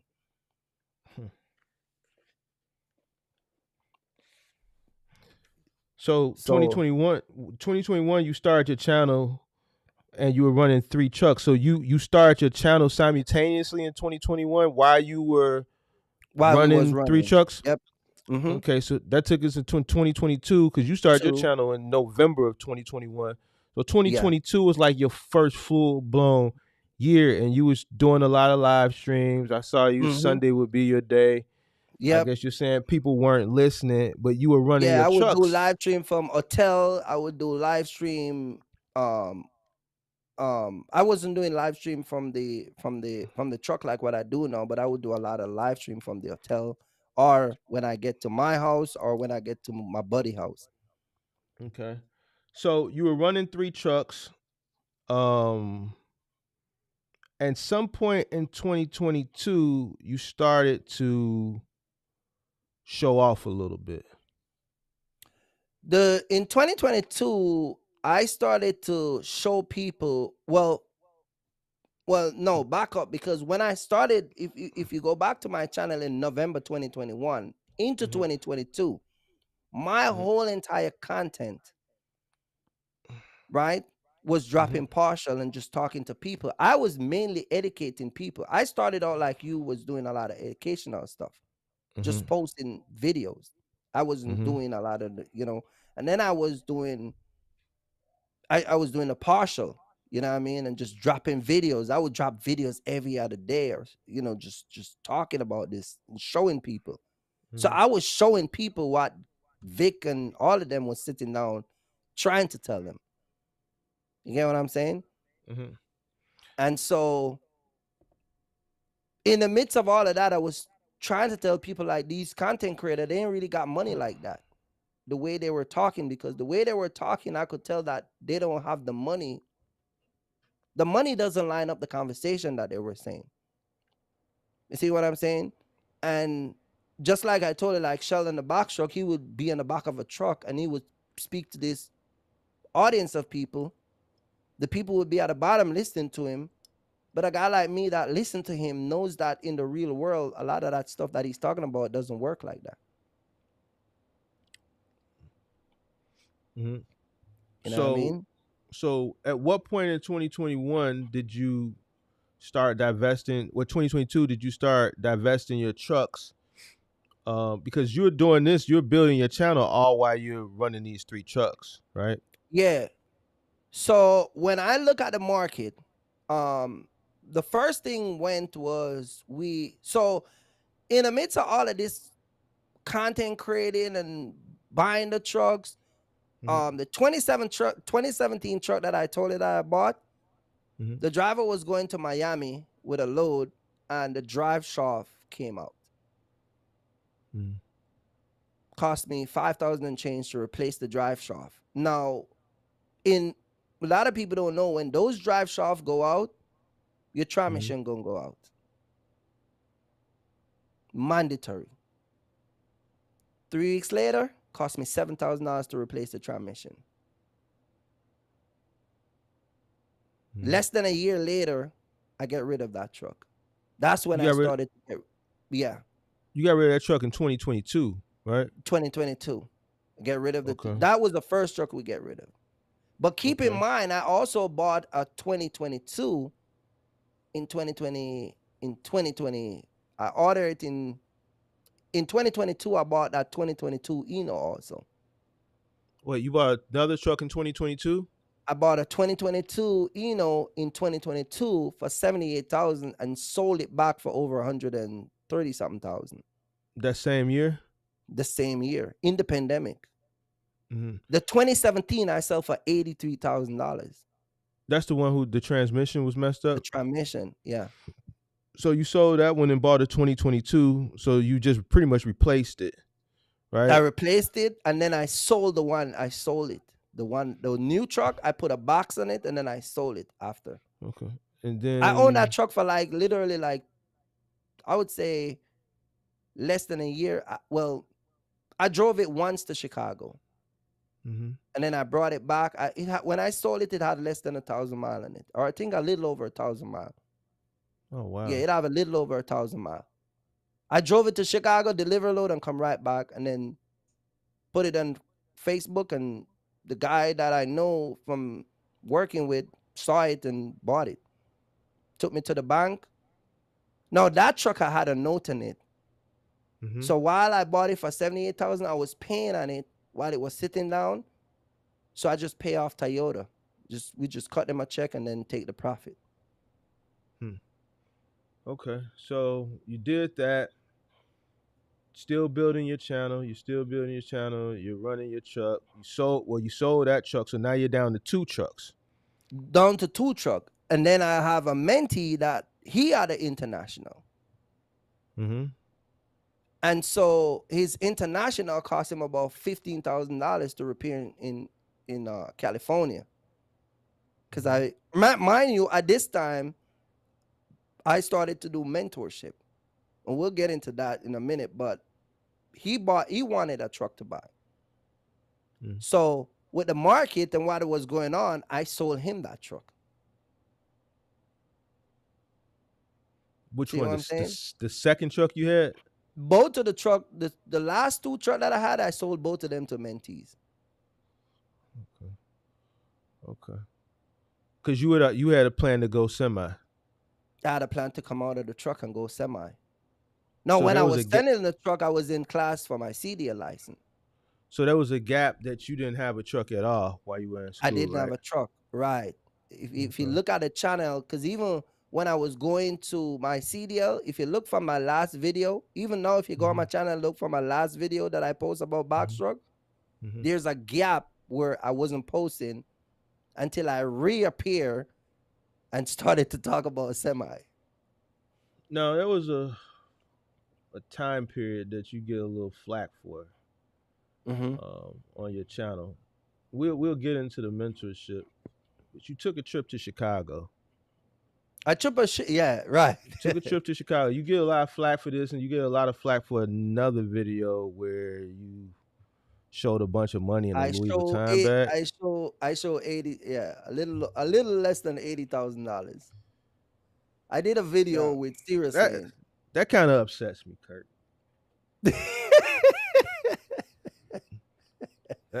See, I didn't know you then, but if you would have came to Right, me, I would have told you don't do that. right. Don't do that. But let's talk about this trip to Chicago. You do a video during the height of the pandemic. You Uh-huh. fly to Chicago. You come up here. You go to BMW. You buy a M5. So let's go back before we get there. Let me give you an money wise. So at this time, me and my wife was making great money, right? We were doing Mm-hmm. well. We were managing our books. Um, Everything was on time. We didn't have no tax issue, all of that, right? So I bought her a 2022 truck for um for the kids and just get her a new car. You get what I'm saying? Because we were making crazy money, right? So I Mm-hmm. treated her to that. And then as a treat to myself, I had a BMW truck before, you know what I mean? So as a treat to myself, I wanted to treat myself because not only was my birthday, but I wanted to treat myself because I put in so much work and so much time and I've run so hard that I Mm-hmm. decided that, I'm gonna buy me a nice car. Chicago was the only spot that I have the car that done to the T that I wanted. You get what I'm Mm-hmm. saying? And so if you go back and watch that video, you can see where me and my wife flew out to Chicago to pick the car up. And I posted that on the channel and people were upset. Which I don't know why people were upset because I literally put a lot of time in to buy the car and you know, to really just to really just say, yo, you know, I wanted to treat myself something nice. You know what I mean? So I came all day and I picked the car up and I post the video and people go AWire. You know what I mean? And it is what it is. But a lot of people didn't, you know what I mean? And then after that, yeah, go ahead. Yeah, after that, you follow it up with a Louis Vuitton bag. After that, no. What happened is Serious Lane was coming. And it's funny because people take that video out of content. If you go back and watch that video, you can pull it up and see what I say in the video. That money was not to rub in nobody's face, though.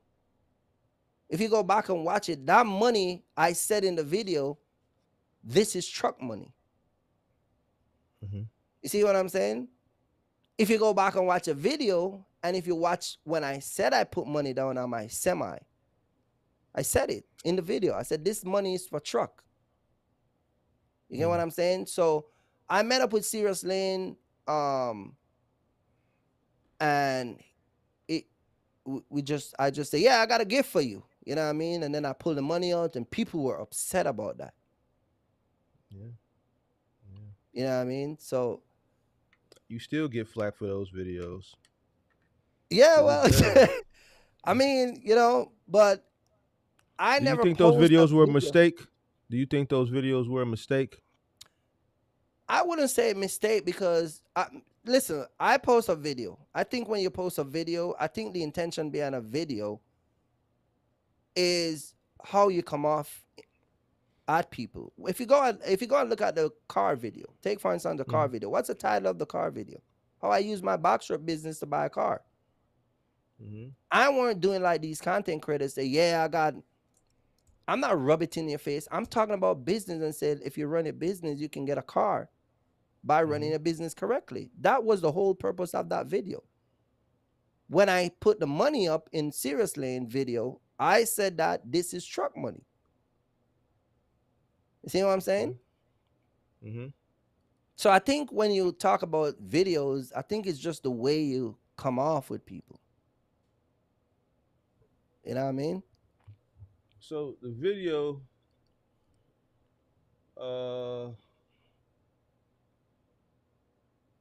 these are your videos? No, go to videos. You got to go on my channel. Yeah, go click on my channel. Yeah, that's it right there. Pass it. Go up. Yeah, that's it right there. What's the title of the video? Using my box truck business to buy a new car. Right. So it's not like I'm telling people like, yeah, look at me. Yeah, you know, I'm the video.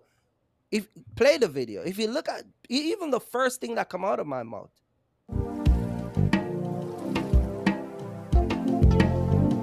As far as the eye can see. Gorgeous. The Fragrance by Michael Kors. Available at Macy's, the fragrance destination. Get complete confidence with a free battery test. Making sure that you check your battery on a regular basis is going to help you prevent any... What happened? Other class on a roll, and it's time to run it up, yeah, you know. Maxed out, put the pedal to the floor. Hey, on the road, here we go. Yeah, we winning by a landslide.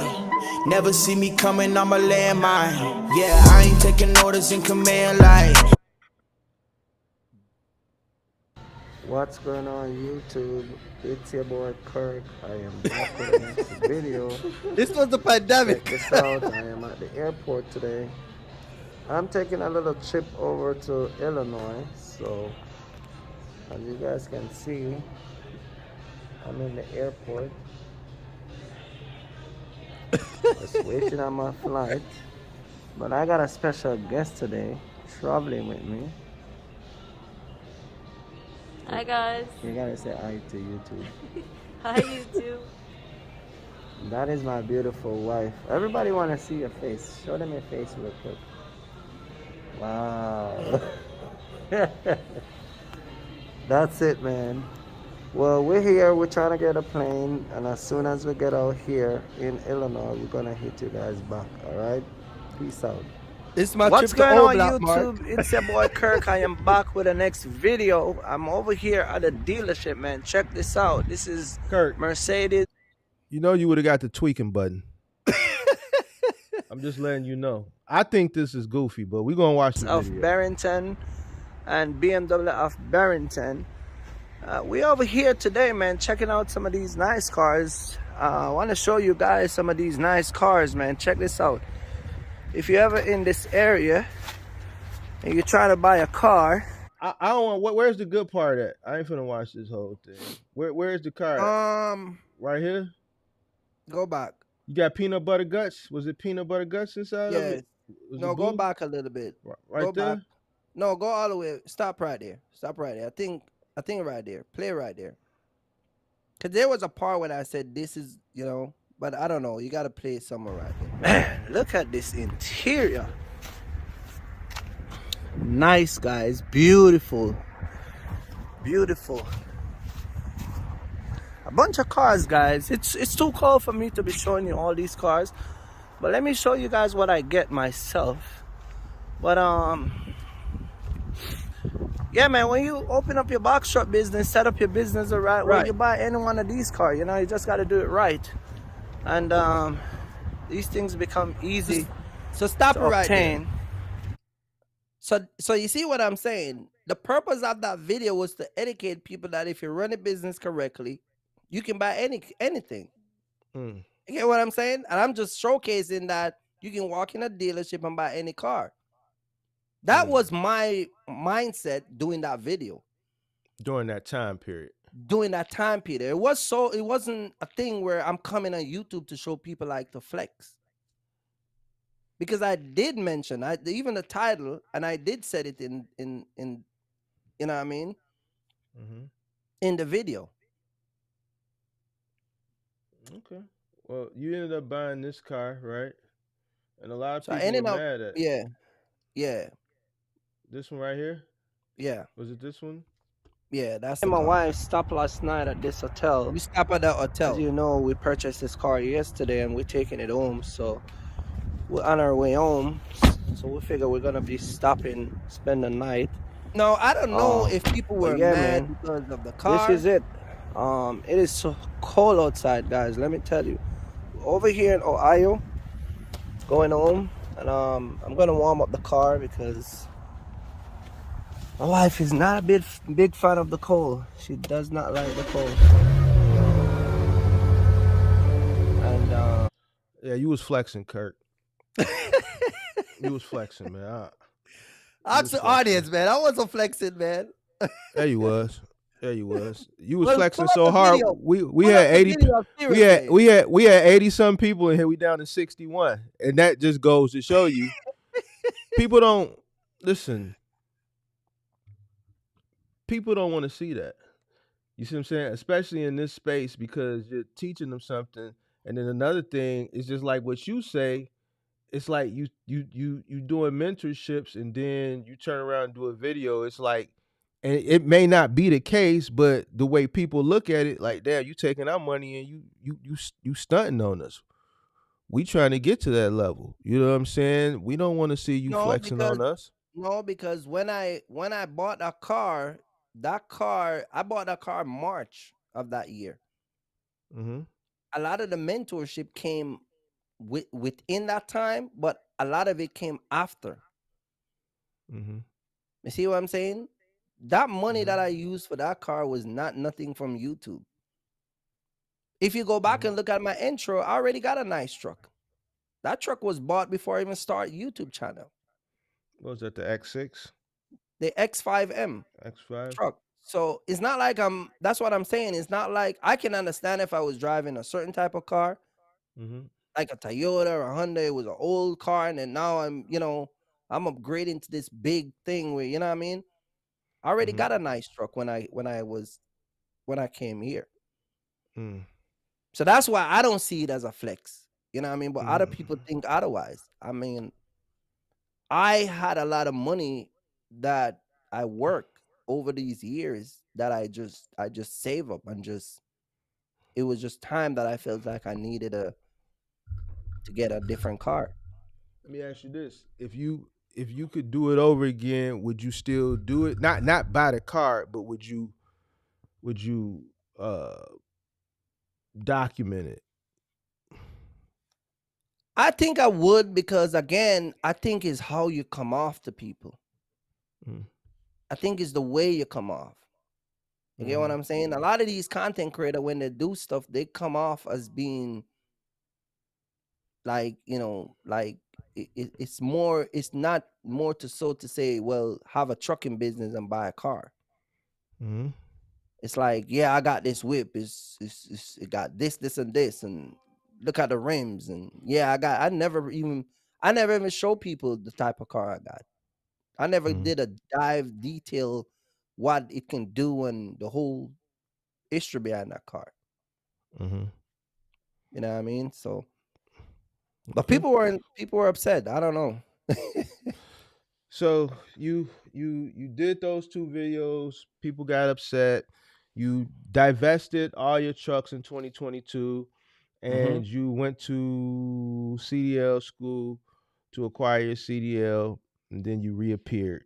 You reappeared back on YouTube, and then shortly after that, you went and bought a semi and a trailer. A semi and a trailer. Now, again, even with those videos, if you go watch those videos, I even said the same thing in those videos. Mm-hmm. Run your business the right way, you can buy a semi truck. You see what I'm saying? I even showed a video where I had the truck and the car parked next together when I was picking it up. Oh, you did a And I box said, truck shorty? no. Yeah, you did. Yeah, you did. Yeah, you did. Yeah, Yeah, you yeah, did. yeah. You had the car and truck part. That's it. You did a Yeah, box truck right. shorty. I did I'll Yeah. pull a box truck shorty. Yeah. Yeah. But I think I was more using those things to teach people that if you put your time and effort in and work the way it's supposed to work, you really can make a lot of money in trucking. So, And you can get these things. You get what I'm saying? but you don't do that no more. You kind of talk against it now. So what I talk changed? against I talk against it because I see the type of people who's trying to get it can't afford it and is not at that level to get it. Because I've never done that. I make it my Right. business. Even when I jump on your lives and I'm driving, I make it my business to Yeah, but you got to turn the understand, Mark. camera and Yeah, but you got to understand, Mark. mm-hmm. Keep in mind, I'm still new to YouTube from those time till now, Mm-hmm. right? I was still Mm-hmm. fresh on YouTube. I started in November. You said it. By March, I had a car in the channel. So I Mm-hmm. was fairly new.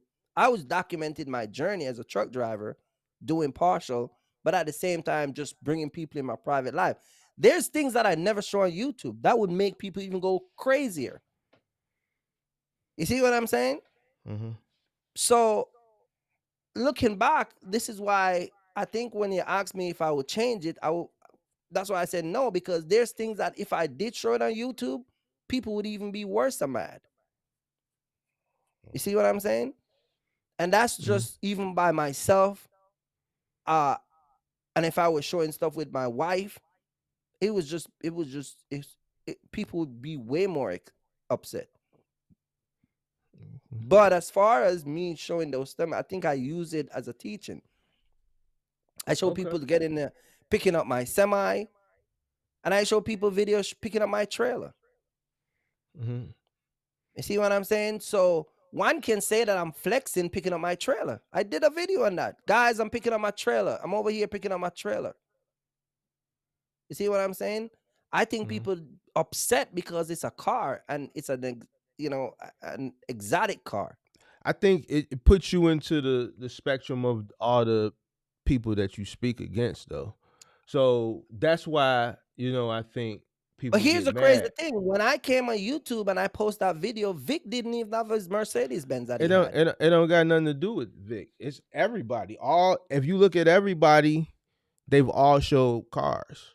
They've always Right. made sure they showed their garage or their car, or did a video with the truck next to the car, or the rider truck next to 2 cars, or their garage, or them pulling off in their car. It's like or their But belt here's the or their thing with no, shoes I or disagree because here's the thing. If you go on my channel, that's the only video I have about that car. no, that's fine. But we talking about why people got upset, why people possibly got upset. So I'm giving you the reason why I think people But are Mark, upset.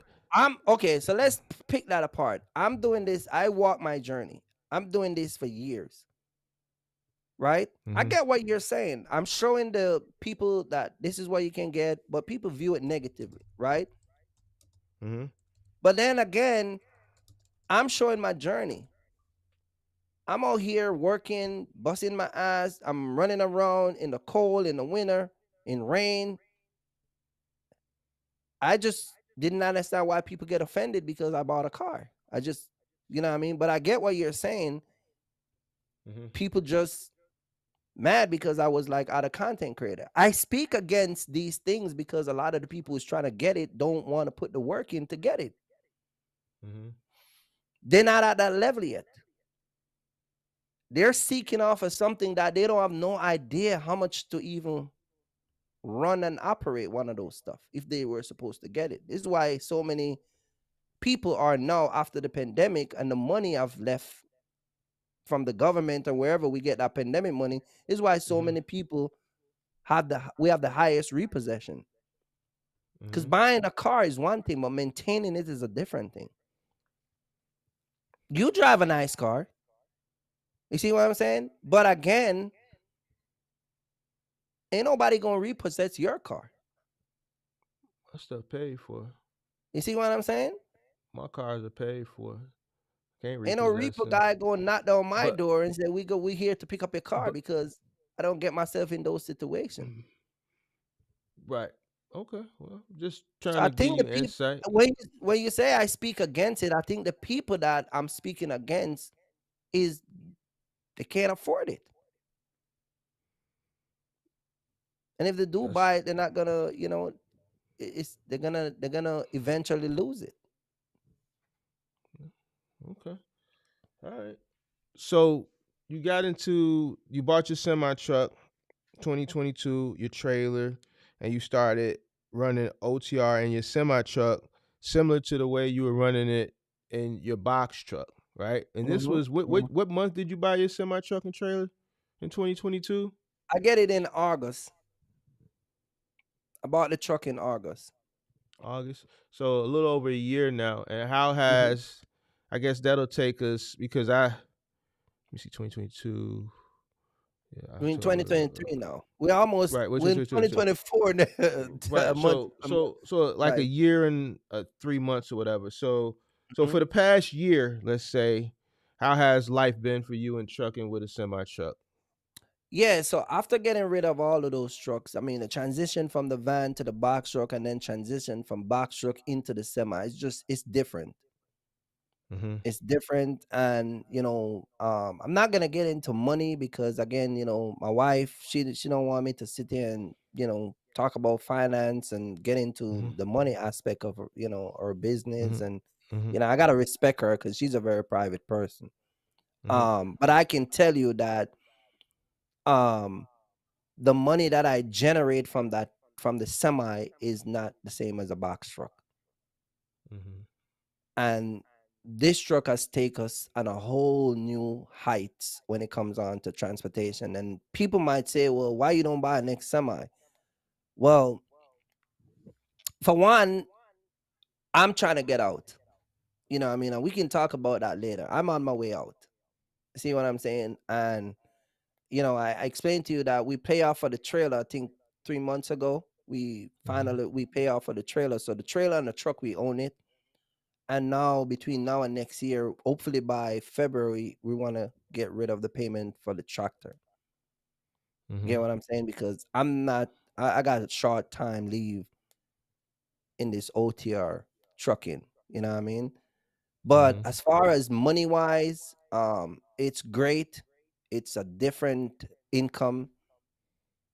It take us to places, and it's just not the same as a box truck. Now I Mm-hmm. must tell you, the work become easier. It's funny because the bigger the truck, and this is from cargo van. talking from experience from cargo van. The bigger your unit is the less work you do. In the semi, it's just sometimes a lot of weight, and it's a lot more wait time versus in a box truck. But now we have more regulation. My wife have to do more filing. We have to do a IFTA. We never have a IFTA on a truck, so that was something new to us. We paid somebody to do it, but then we had to learn it, and so she managed that. Then we have to keep up with all the, it's just more responsibility. So more responsibility, but more money. Obviously, you're a successful. Yeah, more trucker. money.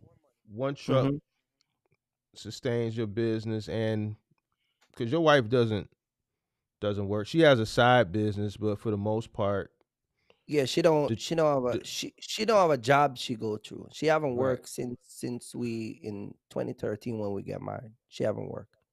Right. So when we get married, when she was working for a company in New York, and part of us getting married where I told her is that she'd have to leave that job because she would go in at 8 o'clock and sometimes leave 10 o'clock, 11 o'clock at night. So when we get married, I told her that once we get married, she have to put in her notice, and she did that. And so from that day until now, we've just been rocking, just so building. the trucking company takes care of the business, it sustains the business, and it pays you enough to take care of the family, your family, you, your wife, and 2 kids, and your house. Yeah, and all your vacations and everything all my else. vacation, all the time with her and the kids, and I want to say, being married to a woman, being married to a woman is fine. But if you as a man have a vision that you're going somewhere, you're gonna you go. If your wife, it's easy when you have the support of your wife or your girlfriend. You know what I'm saying? It makes you grow faster. And that's another thing I forgot to tell you. When I was applying for jobs, like if I apply for a contract and they would need stuff, my wife would be on it. If we needed a new truck, my wife would be on it. If we needed to go get something, if I needed a ticket, you get what I'm saying? Like she is a person where I can say that when it comes on to being where we are today, she was on business, and she takes it serious. You get what I'm saying? Generating $42,000 a month with a semi, it's not an easy job. It's a lot of driving. There's a lot of work time go into it. But it's also a lot of expense that come out. We're talking about $1,500 a week in just gas. You get what I'm saying? You can pay up to $350 depending on where you go a week in just toll. These semis are not cheap. You can run from exit 11 on the New Jersey Turnpike down to exit 4, and it costs you $80. Because a lot of people don't know that when you come in with a semi, it got a scale. And so they charge you by the weight in Pennsylvania. See what I'm saying? So this is why I don't run my truck too heavy, because I know these things. So having a woman that can maintain that you stay on the road, and and then I'm staying at a hotel sometime. So I might call her and I'm like, look, I need a room.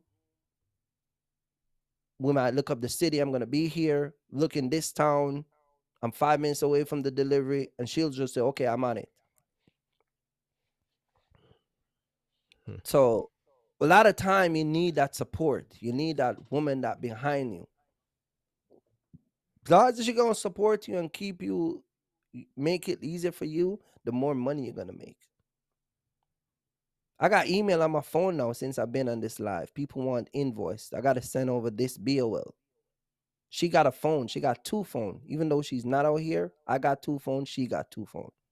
She got one for her personal and one for the business. Every email I get, she get it. See what I'm saying? So if a dispatcher call me tomorrow and say, hey, we need this invoice, my wife's like, I sent it already. So I think that is the biggest support anybody can have is having a sturdy wife or a sturdy spouse behind you, because that will make your job easier and it makes you grow faster. See how I tell you we grow from 1 truck to 3 truck? Mm-hmm. If I'd continue, I would have 3 semi. I told you I was going to buy a next semi. Remember I told you that? Earlier in this Changed your year, I mind. told you we were looking at exactly.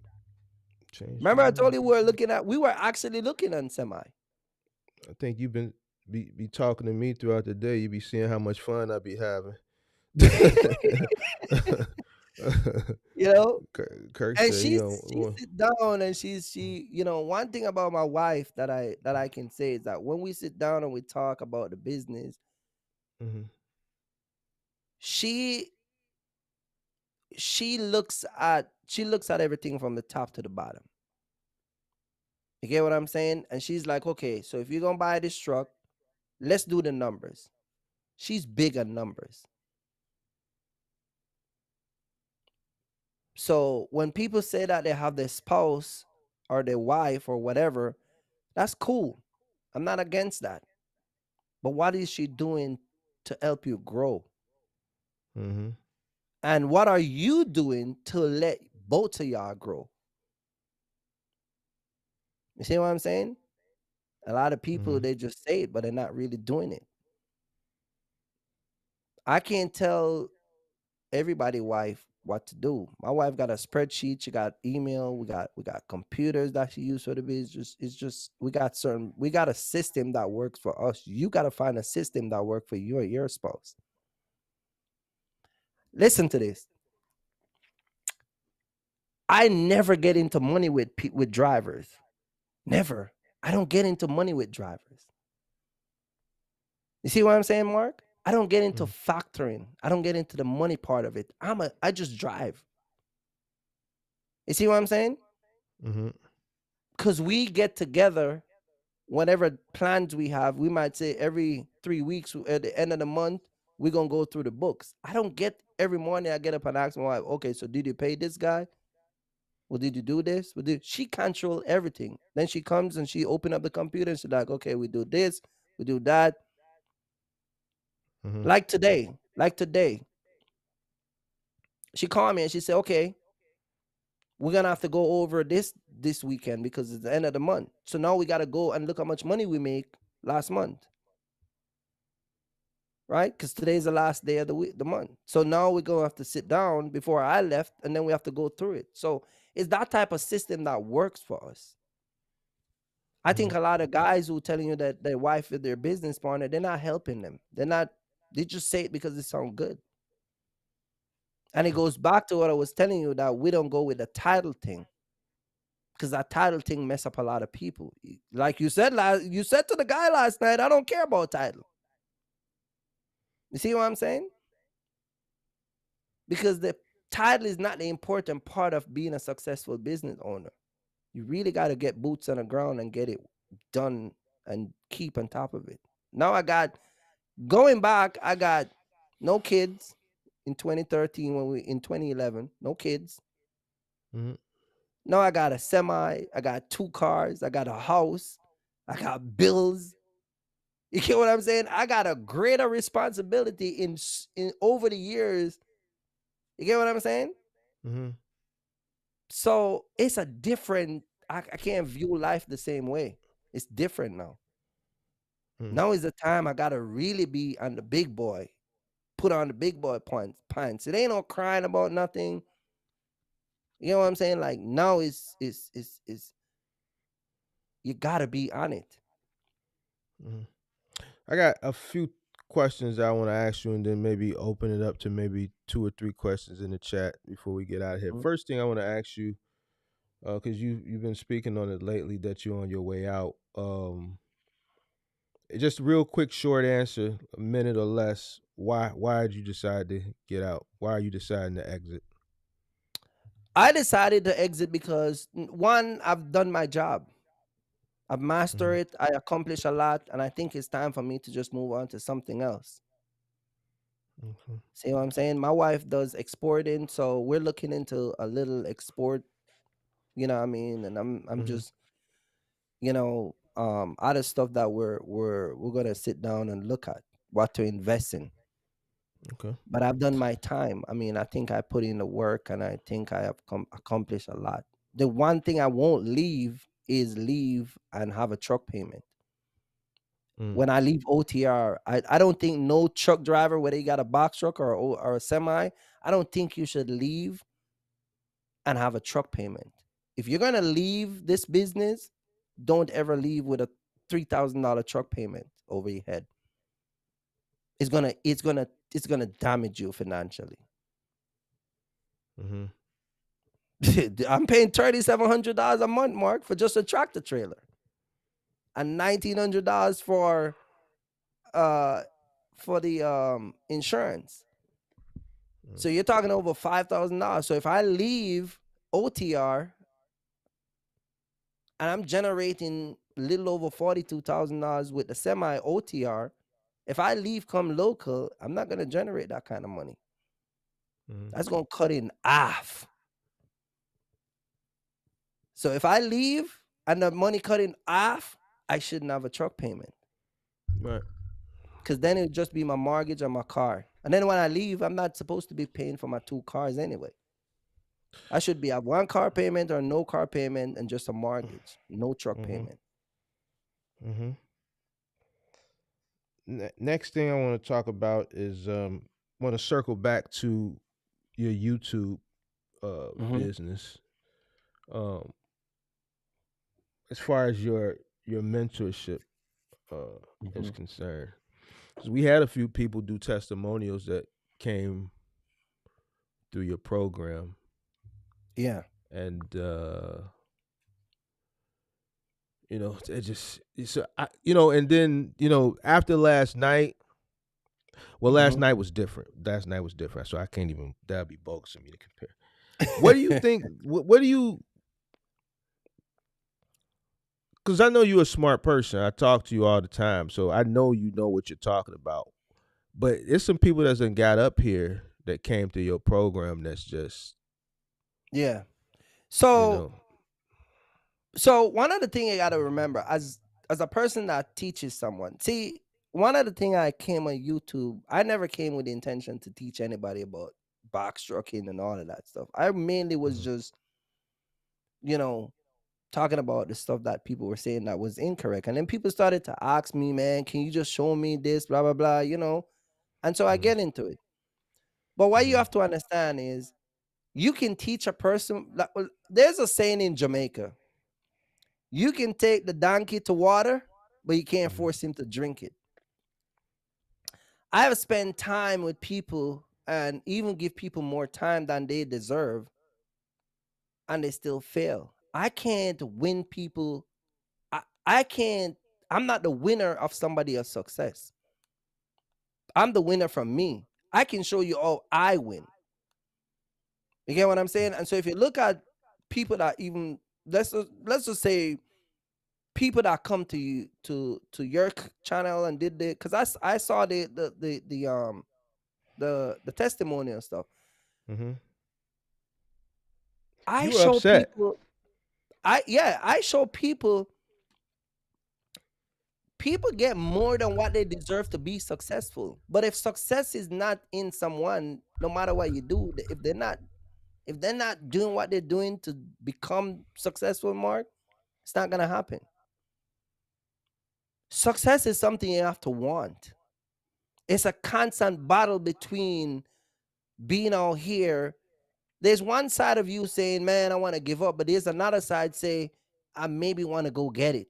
Well, you have to, every day you got to go over that. Maybe I want to go get it challenge. And so for those people who come and do the testimony and they do horrible, right? One particular guy, I pour into him more than anybody else. That even people that paid would say, man, this guy get top layer treatment. But if success is not in that guy, no matter what you pour into them, it's just not gonna manifest. It maybe it can be they don't want to manifest their own success, so they hype when they start and then they swindle down and get comfortable. Because even at the end of the live, when I was watching one particular individual, you ask him, so what are you doing now? He say, I'm taking a break. You get the best guy to train you, but in a year after you're taking a break. You see what I'm saying? Like, that ain't got nothing to do with you training a person. It's that mindset. You get what I'm saying? Mm-hmm. And then you have people that just, no matter what, you train them and teach them, they're just not. I have successful people that came. I can call people out in this live that came and is still successful. They just don't talk about it. You see what I'm saying? And one of the things that you find as a content creator who mentor people also, and you talk about this sometimes, it's a tug and war. You're telling them to do this, and they're telling you that they want to go here. Mm-hmm. And you ask them, where do you see that? And so, YouTube. I saw it on YouTube.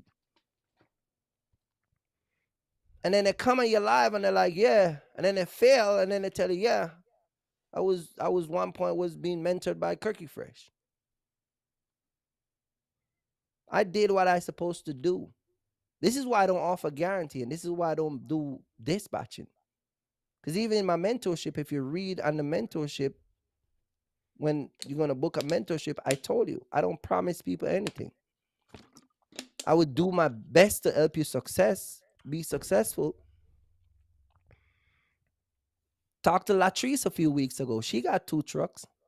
She's driving one of the truck, and she have a driver driving one of the truck.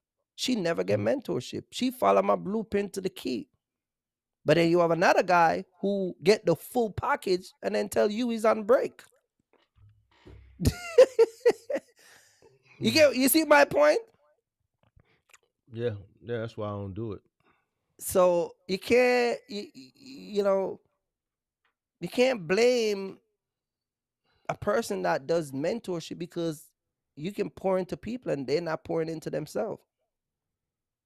Let me give you an analogy, and I'm gonna tell everybody this, right? Being a successful business owner and being a successful businessman, you got 2 glass. You got a glass with water and a glass that's empty. You know what I got to do every day, Mark? I got to transfer that glass with the water, into the glass that don't have no water. Mm-hmm. Every morning, I got to get up and I got to pour that water from glass to glass. You see what I'm saying? And hear what the kicker. I can't make no water spill. Because when a water spill, that's setback. Now we're going to have to get somebody to do what? To clean it up. Clean up. You see what I'm saying? Mm-hmm.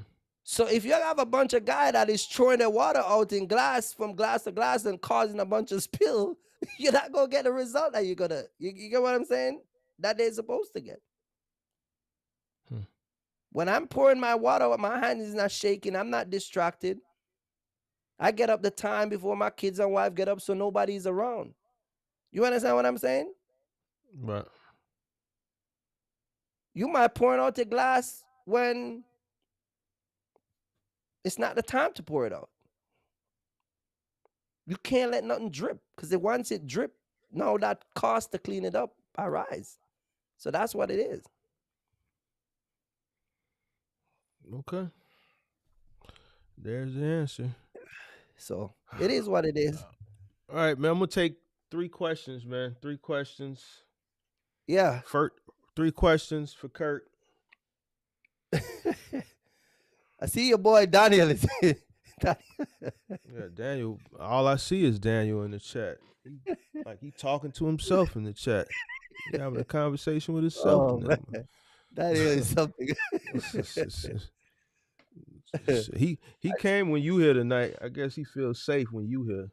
When you ain't around, he don't pop in here. He don't pop in here when you not here. All right, anybody got a question for Kurt? Man, I'll take the first 3 questions.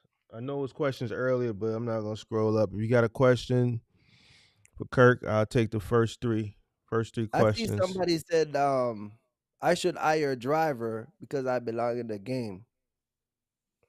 Man, people don't know what it's like hiring people. It's not the same. Truckers is not. It's not. Having a cargo van driver is not the same as having a semi truck driver. So it's it's different times. Well, I guess this ain't. I'm not going to accept this as well because you just answered, but he was asking Kirby, you going to keep the trucking business running? Basically, no. He's shutting the business down. Nah, I'm shutting it down. Once I'm out, I'm out. Big Hearn, what you going to do with your tractor trailer once you're out? I'm gonna sell it. I'm gonna sell the truck and get whatever I can get out of it. That's why that's why I said once I leave the business, I have to own it. Because whatever money I'm gonna get from the truck, I'm gonna just put that into whatever business I have, or just just invest it. Jamal Foster said, "Don't you think you should pay the mortgage off first before you get out?"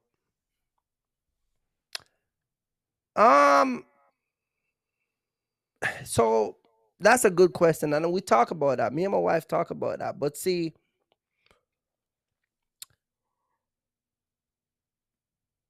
I can pay off. Let's put it like this: women are not like me and you, Mark. Like when they see like thousands of dollars leaving the bank, they like very concerned. You see what I'm saying? Like they get very concerned. You get what I'm saying? It's like, oh man, truck, because we did the numbers. Truck and one car is 130,000. Right? If I withdraw that money, let's say I withdraw that tomorrow and say we're gonna pay it off, my wife is gonna be like, okay, so, and then she, you know what I mean? Like they don't process stuff like me and you. They like you owe 130 combined? No, the truck. If I were supposed to pay off the truck and one of the car, 130, it would be 130,000. So if I withdraw that and say I'm gonna pay it off, it's like she get they're not like me and you. You get what I'm saying? And then it's like we got kids, so it's like they always have. It's like security. You get what I'm saying? So the way I have to do it is like I have to do it in a way where it's the same thing, but I'd have to do it over months instead of just one bulk payment. Does that make sense? Because they're not the same like me and you. It's like, you know what I mean? Like, I don't care. I'll get rid of that ASAP. You know what I mean? But I think with the mortgage, that's something that we'll look at. More mortgage is really cheap, and I don't know. I'm gonna put it like this. My total bill between what we own in just this house is less than 500,000. You see what I'm saying? And that's cars. That's a car, the truck, and the house. So if I take out 250 and say we're gonna pay this off, it's like they're not. She's not gonna. They get weary, bro. Wait until you buy it. You see what I'm talking about, Mark? Man, I'm gonna make the decisions. You got a little stash somewhere. You got a little kitty stash. No, I mean, I try to stash. I try to see. Me and her build this so long that I value her opinion, and I try to. I make her. I give her that space where I make her. I honor what she said. I don't want to be the husband where like listen to me, blah, blah, blah. You get what I'm saying? Like back then we used to argue a lot about doing this and what need to know. Just I'm older, she's older, so we more, you know what I mean? We take things on a different approach. What do you think your next grind is going to be? So I want to get back into retailing. I used to sell a lot of candy, and this is what here we go with the candy talk. When you used to say that, I thought you meant something else. I thought you meant like nose candy or something. I didn't know you really meant like Snickers and Skittles. Stuff No, like I that. said that because your people, your FBA gang or your old gang that you got over here, you know. I said it one time and I said, I'ma just say it because of YouTube. PG, keep it PG. But I want to get back. I think I'm gonna get back in retail, selling candy. Mm-hmm. Just I think I'm gonna get in retail. Okay. My plan is to rent a little warehouse. But I'm gonna start. I might start from out of my house, you know, Mm-hmm. and then just start from there because now with with the business I'm gonna start, I'm gonna probably just get me like maybe like a little cargo van, you know what I mean, so I can deliver to my guys, the Mm. customer, you know what I mean. But I definitely want to go back in retail. I used to make a lot of money out of that. Um, it's easy money. It's just it's a lot more. And then we want to get back into. I want to pump up my wife exporting that she does. She make a lot of money off of that too.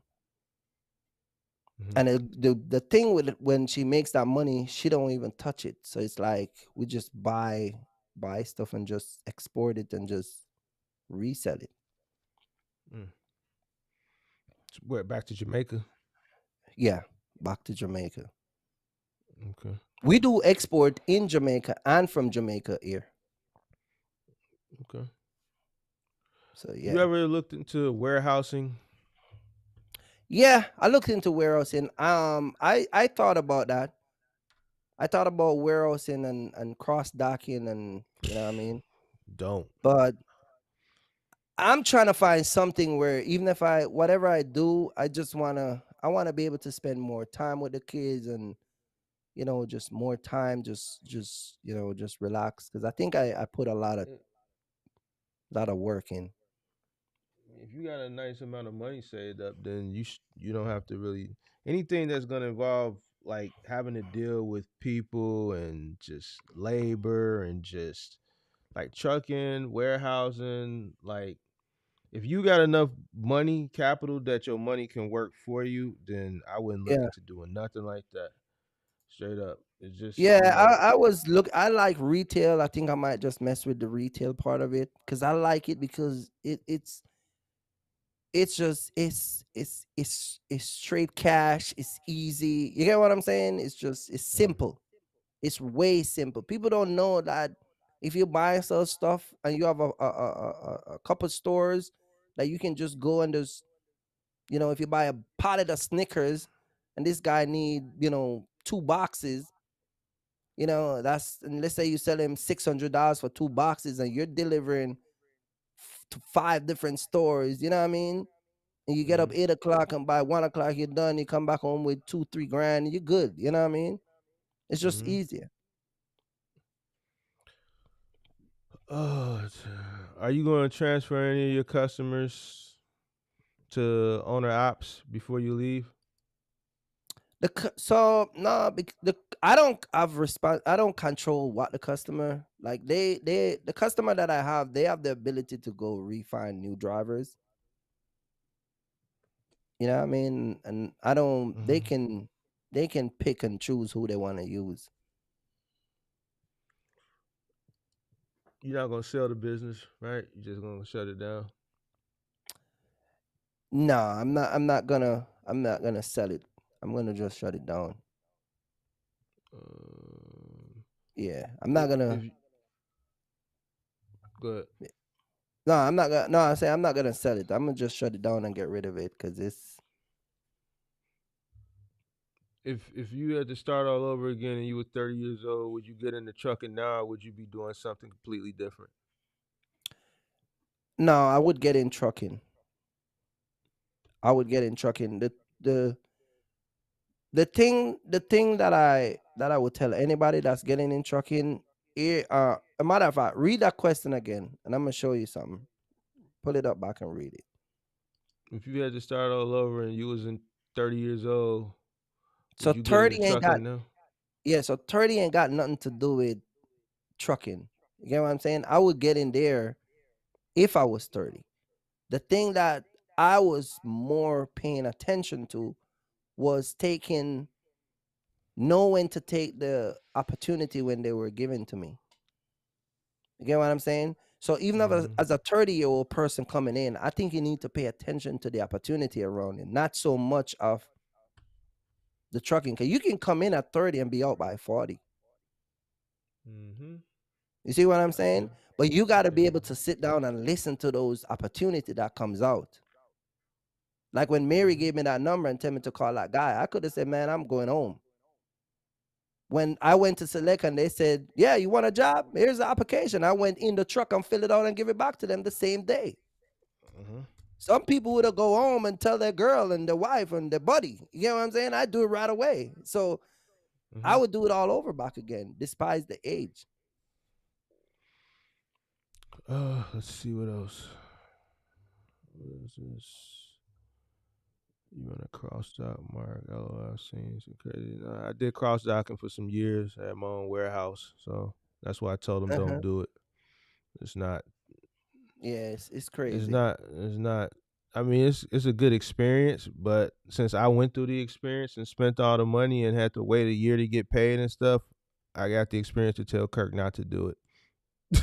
Yeah, I think I want to do a job where I dress up, man. I want to dress up, put on my nice clothes, go drop off some stuff. You know what I mean? Just chill. You know what I mean? So easy stuff. All right, I think that's it because now people are asking me questions and stuff, and this ain't my testimonial. But I answer is how did you get in the warehouse and the opportunity? Like Kirk said, the opportunity presented itself. I was in the right place at the right time. I was already at a warehouse. I was renting a warehouse. I wasn't doing nothing with it. I just had a bunch of trucks, really using it for the lot. And the opportunity presented itself. A company called and they knew we were a delivery company and asked if we had space in the warehouse. And I got the contract and started cross docking. I think a lot of people don't like being in business is you have to pay attention to your surrounding. You know, I told you guys about my 3 cargo van, but again, and the fact that we were getting these loads Monday to Friday and on the weekend, right? I talk about the getting into the box truck, and even though I was getting the cosign, right? Those were still opportunity that I took. You know what I mean? I think a lot of people nowadays, they procrastinate a lot and they second guess, you know, and that's what made me was able to grow so fast and grow so quickly in such a short period of time to now I'm just trying to get out of it. You know what I mean? All right, last question. And it's from SD Walk. Are you going to continue to do your consultations once after you exit like Mark? Nah, I don't think I'm gonna mess with the whole consultation thing. You know, I rarely do it now. I don't think whatever business I'm in, I want to focus on that. I don't want to deal with because I'm older now and I'm you know, like my kids, man. I'm trying to like I just want to be more around my kids now. You know, I wanna be around my kids. My kids now is my main priority. I wanna just, you know, my kids and my wife is the most important thing. Family right now is, you know, all those years I took to build this business and just be where I'm at. I think my reward is just to be with my family, just be with them and just be quiet. You know what I mean? You know, Quiet just is you know what I mean? good, man. Peace, Yeah. man. Peace. Yeah. Like you Yep. know who's happier than I am that I'm retired? My Right. mother. My mother. Oh yeah. It wasn't the fact of the hard work I was putting in, it was more so the people. She knew what I had to deal with. You know Yeah. what I'm saying? So like Yeah, she same thing like with my mom. so Yeah. And I think my wife, and this is why, go back to the question where somebody was asking about put a driver in a semi. mm, Me and my wife go through just the grilling of dealing with drivers. mhm. Guys, it is not a good experience. It's not pleasant. I wouldn't wish it on my worst enemy. See what I'm And saying? the older you get, you have less patience. The patience that you Yeah. had in your 30s when you're grinding, you just accept a lot of things and you deal with a lot of things because you have a mission. But once you Hmm. get to that mission and you don't have to deal with that, like you couldn't pay me. You couldn't pay me. Right. You could You not could have paid me, pay me. right? Yeah, Nah, that's why I said nah. that's why to answer Indowar question when he asked if I want to continue, that's why I don't have it no more. It's just not.